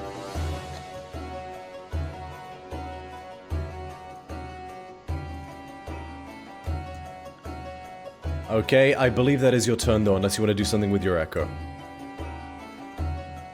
Where is it? Okay, so 1, 2, 3.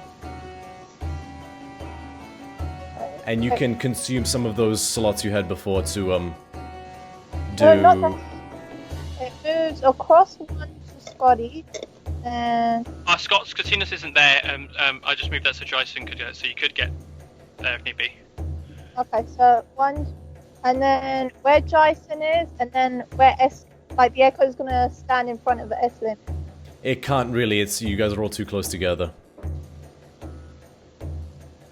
Yeah, I can't because I moved 1, 2, 3.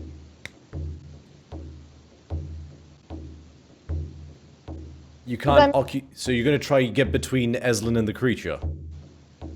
Okay, make it stand so it's like next to Eslin. Okay. Fine. Okay. That's it. Alright, end of that turn. Shark Queen's gonna use a last legendary action for this turn to make one more melee attack against you, Eslin.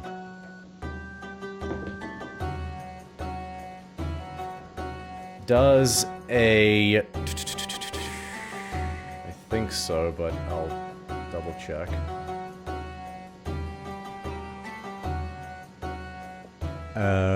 Does a 21 hit? Fuck.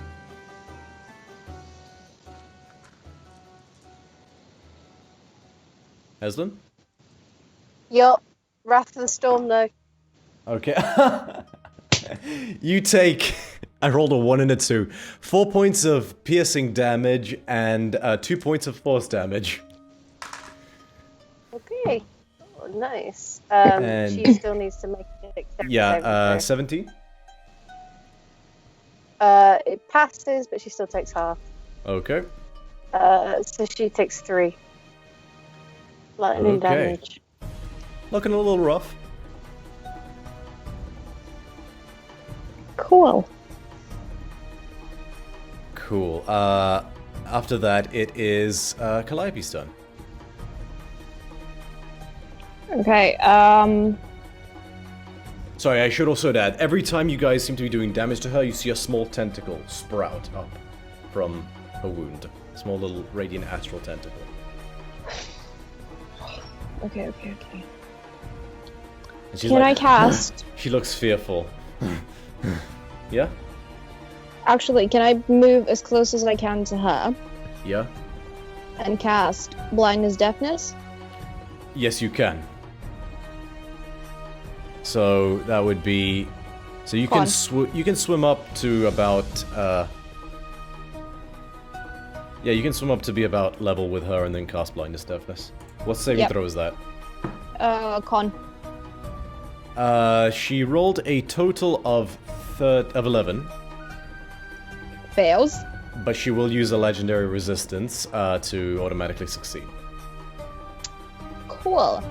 Then, as a bonus action, Yeah?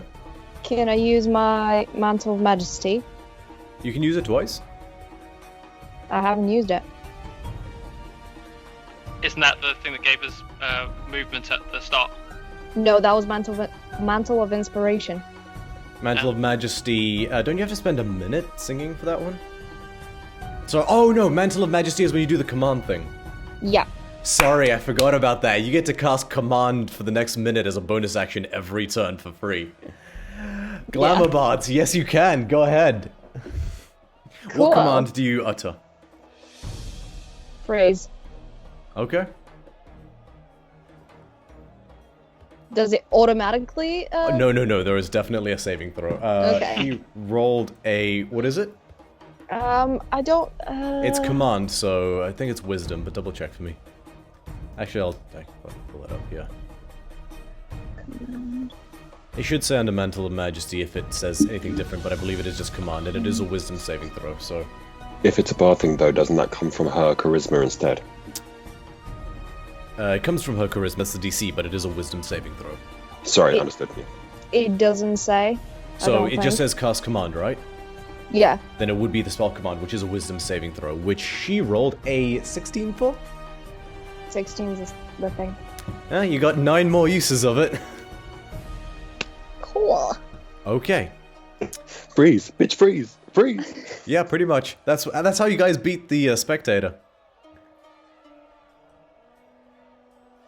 I'm just gonna sing Ice Ice Baby until she actually freezes. Cool. On Tallulah's turn. You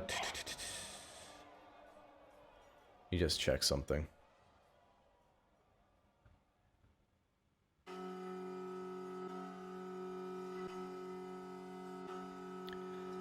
Yeah, she's actually sort of gonna survey her surroundings, what's going on, and let me just double check the range on this.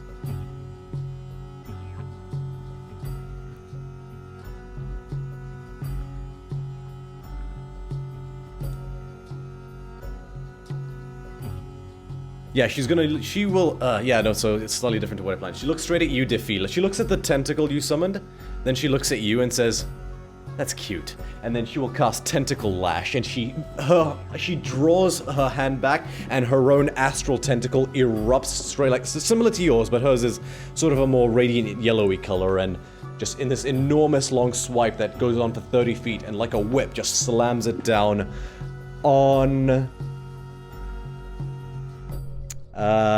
straight in front of her. She's gonna slam it down on Scotty. So... Wait. Where's my tentacle? Where's Scotty? Scotty's within 10 foot, so any damage that he takes, I can minus 1d8 from that. Okay, go ahead. Would also be me too. Anyone that's within 10 feet. I don't know if anyone else is within 10 feet. So me and Scotty are still occupying the same space, right? Oh, okay, then yeah. So, but if it's a reaction thing, is it not specific to one creature? Yes. We're not in exactly the same space. We're kind of like... I'll specify, this is a single target thing. Yeah. It'd be myself. Yeah, it's a single target. I'm gonna be honest with you, Sky. I'm sorry. It's only one. It's a -1 on that damage. But so every little helps, you know? Every little helps. We have to see. It has to hit me first, so let's see. I'm just going to move myself out of the way to make it easier for everyone to see that Scotty is there.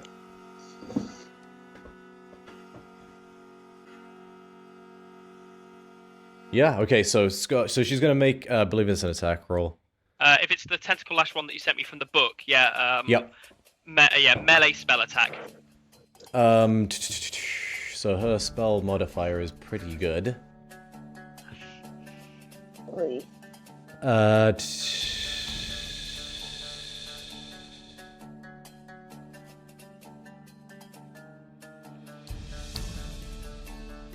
Sorry, I'm just doing some math in my head. It doesn't actually specify what her plus to hit is, which is really annoying, so I have to calculate it, like working backwards from...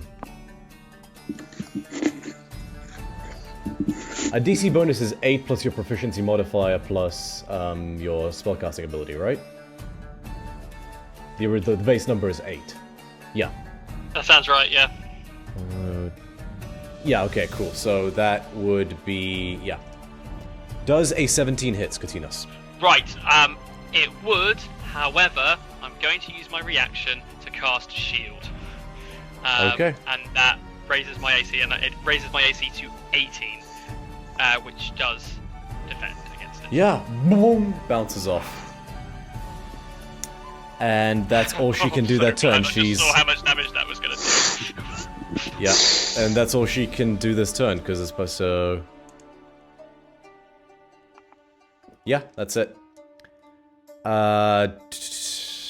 So... Fine, it is your turn now, Scotty. Okay, am I still grappled? Yes. Okay, cool. She never let you go. What is it that's kind of wrapping me? So she has this lance, which is like you ever seen those crabs with the really long claws? She has this lance, which is like half of one of those, and the other one is made of like astral energy. I wonder if I have a picture. I've got a picture of that. Cool, scary, freaky, don't like it.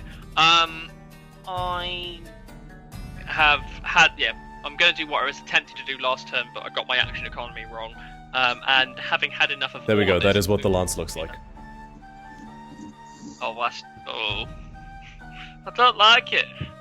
I'm going to look, sort of like stare daggers at her, and with my ritual dagger, I'm going to slash into the arm that's currently grappled, and with a dangerously long pierce and slice, I will deal to myself too much damage. Deal 1, 2, 3. It's not rolling.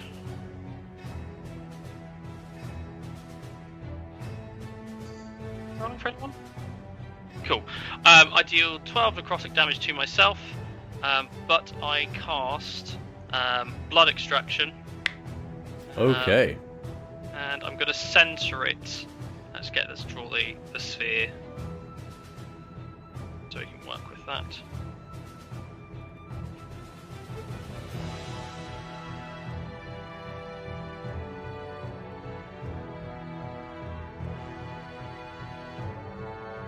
Okay, 20 feet. That's 20 feet.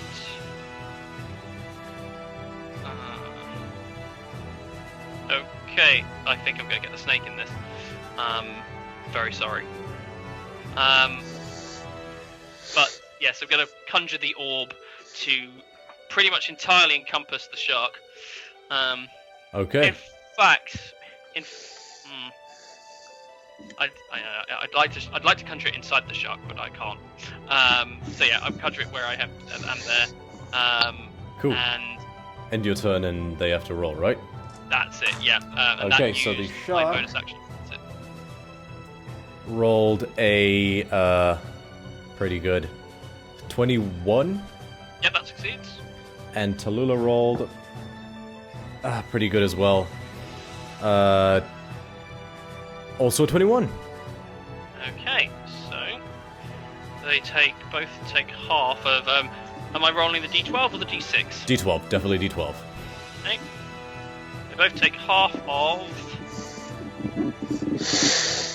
15, so 7 points of necrotic damage. Okay.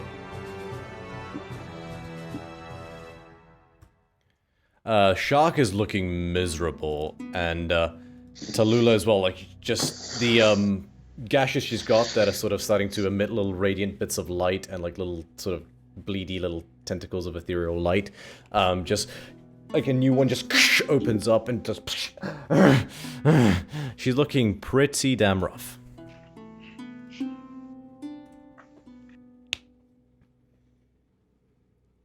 Anything else? No, that's everything, because that happens at the end of my turn. Okay. It is Tanith's turn. 2 attacks, right? I'm assuming. Defila's Viper Familiar is her turn. Yes. He want to bite. Sarah. Okay, go ahead and make 2 attacks. Alright. Alrighty then. You just bring that up. I'm not trusting D&D Beyond. Okay, that's 21. 21 hits. And 17. 17 also hits. We trust the material dice. We do not trust D&D Beyond anymore. It has failed us too many times. Okay. So that's 1d4 plus 4, so that's 9, and then so that's 5. Okay, so that's 14 piercing damage. And then it is... Nope, it's not. I used the wrong dice. It's not. Ignore me. Okay. Ignore me. It's scrap that. It is. Okay,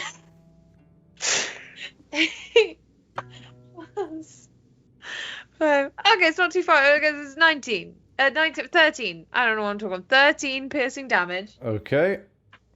Okay, and now let's use the correct dice for the poison. That's 7, no 6. That's 8 poison damage. 9 poison damage, sorry. How does Tanith want to do this? Okay, he's gonna go for her throat. So both the snake, Tanith kind of winds around her neck, and then both jaws kind of just rip into her throat and then just try and tear it. Mm-hmm.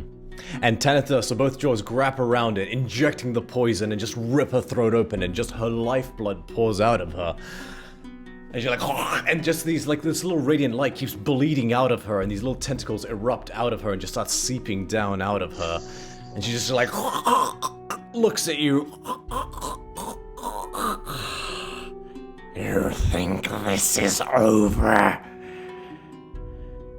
You fools. And she will use her mythic action. Oh no. And you watch as just her throat just like she has like this collar of light tentacles that she just erupts shimmering tentacles everywhere and just blasts out radiant light everywhere, and she looks at you renewed and almost unharmed as she uses her mythic action known as Sunken King's Scion. To regain 194 hit points and do a couple other things, which we will talk about next week when we pick up where we left off.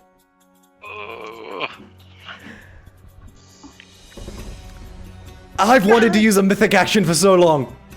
God damn! 194, and we start off with no extra spell slots or anything. That's why it's mythic. God, that bitch! Thank you so much to everyone who stuck it out with us. We will pick up in the middle of this boss fight right where we left off. In the middle of Chelsea's having a fit. Oh.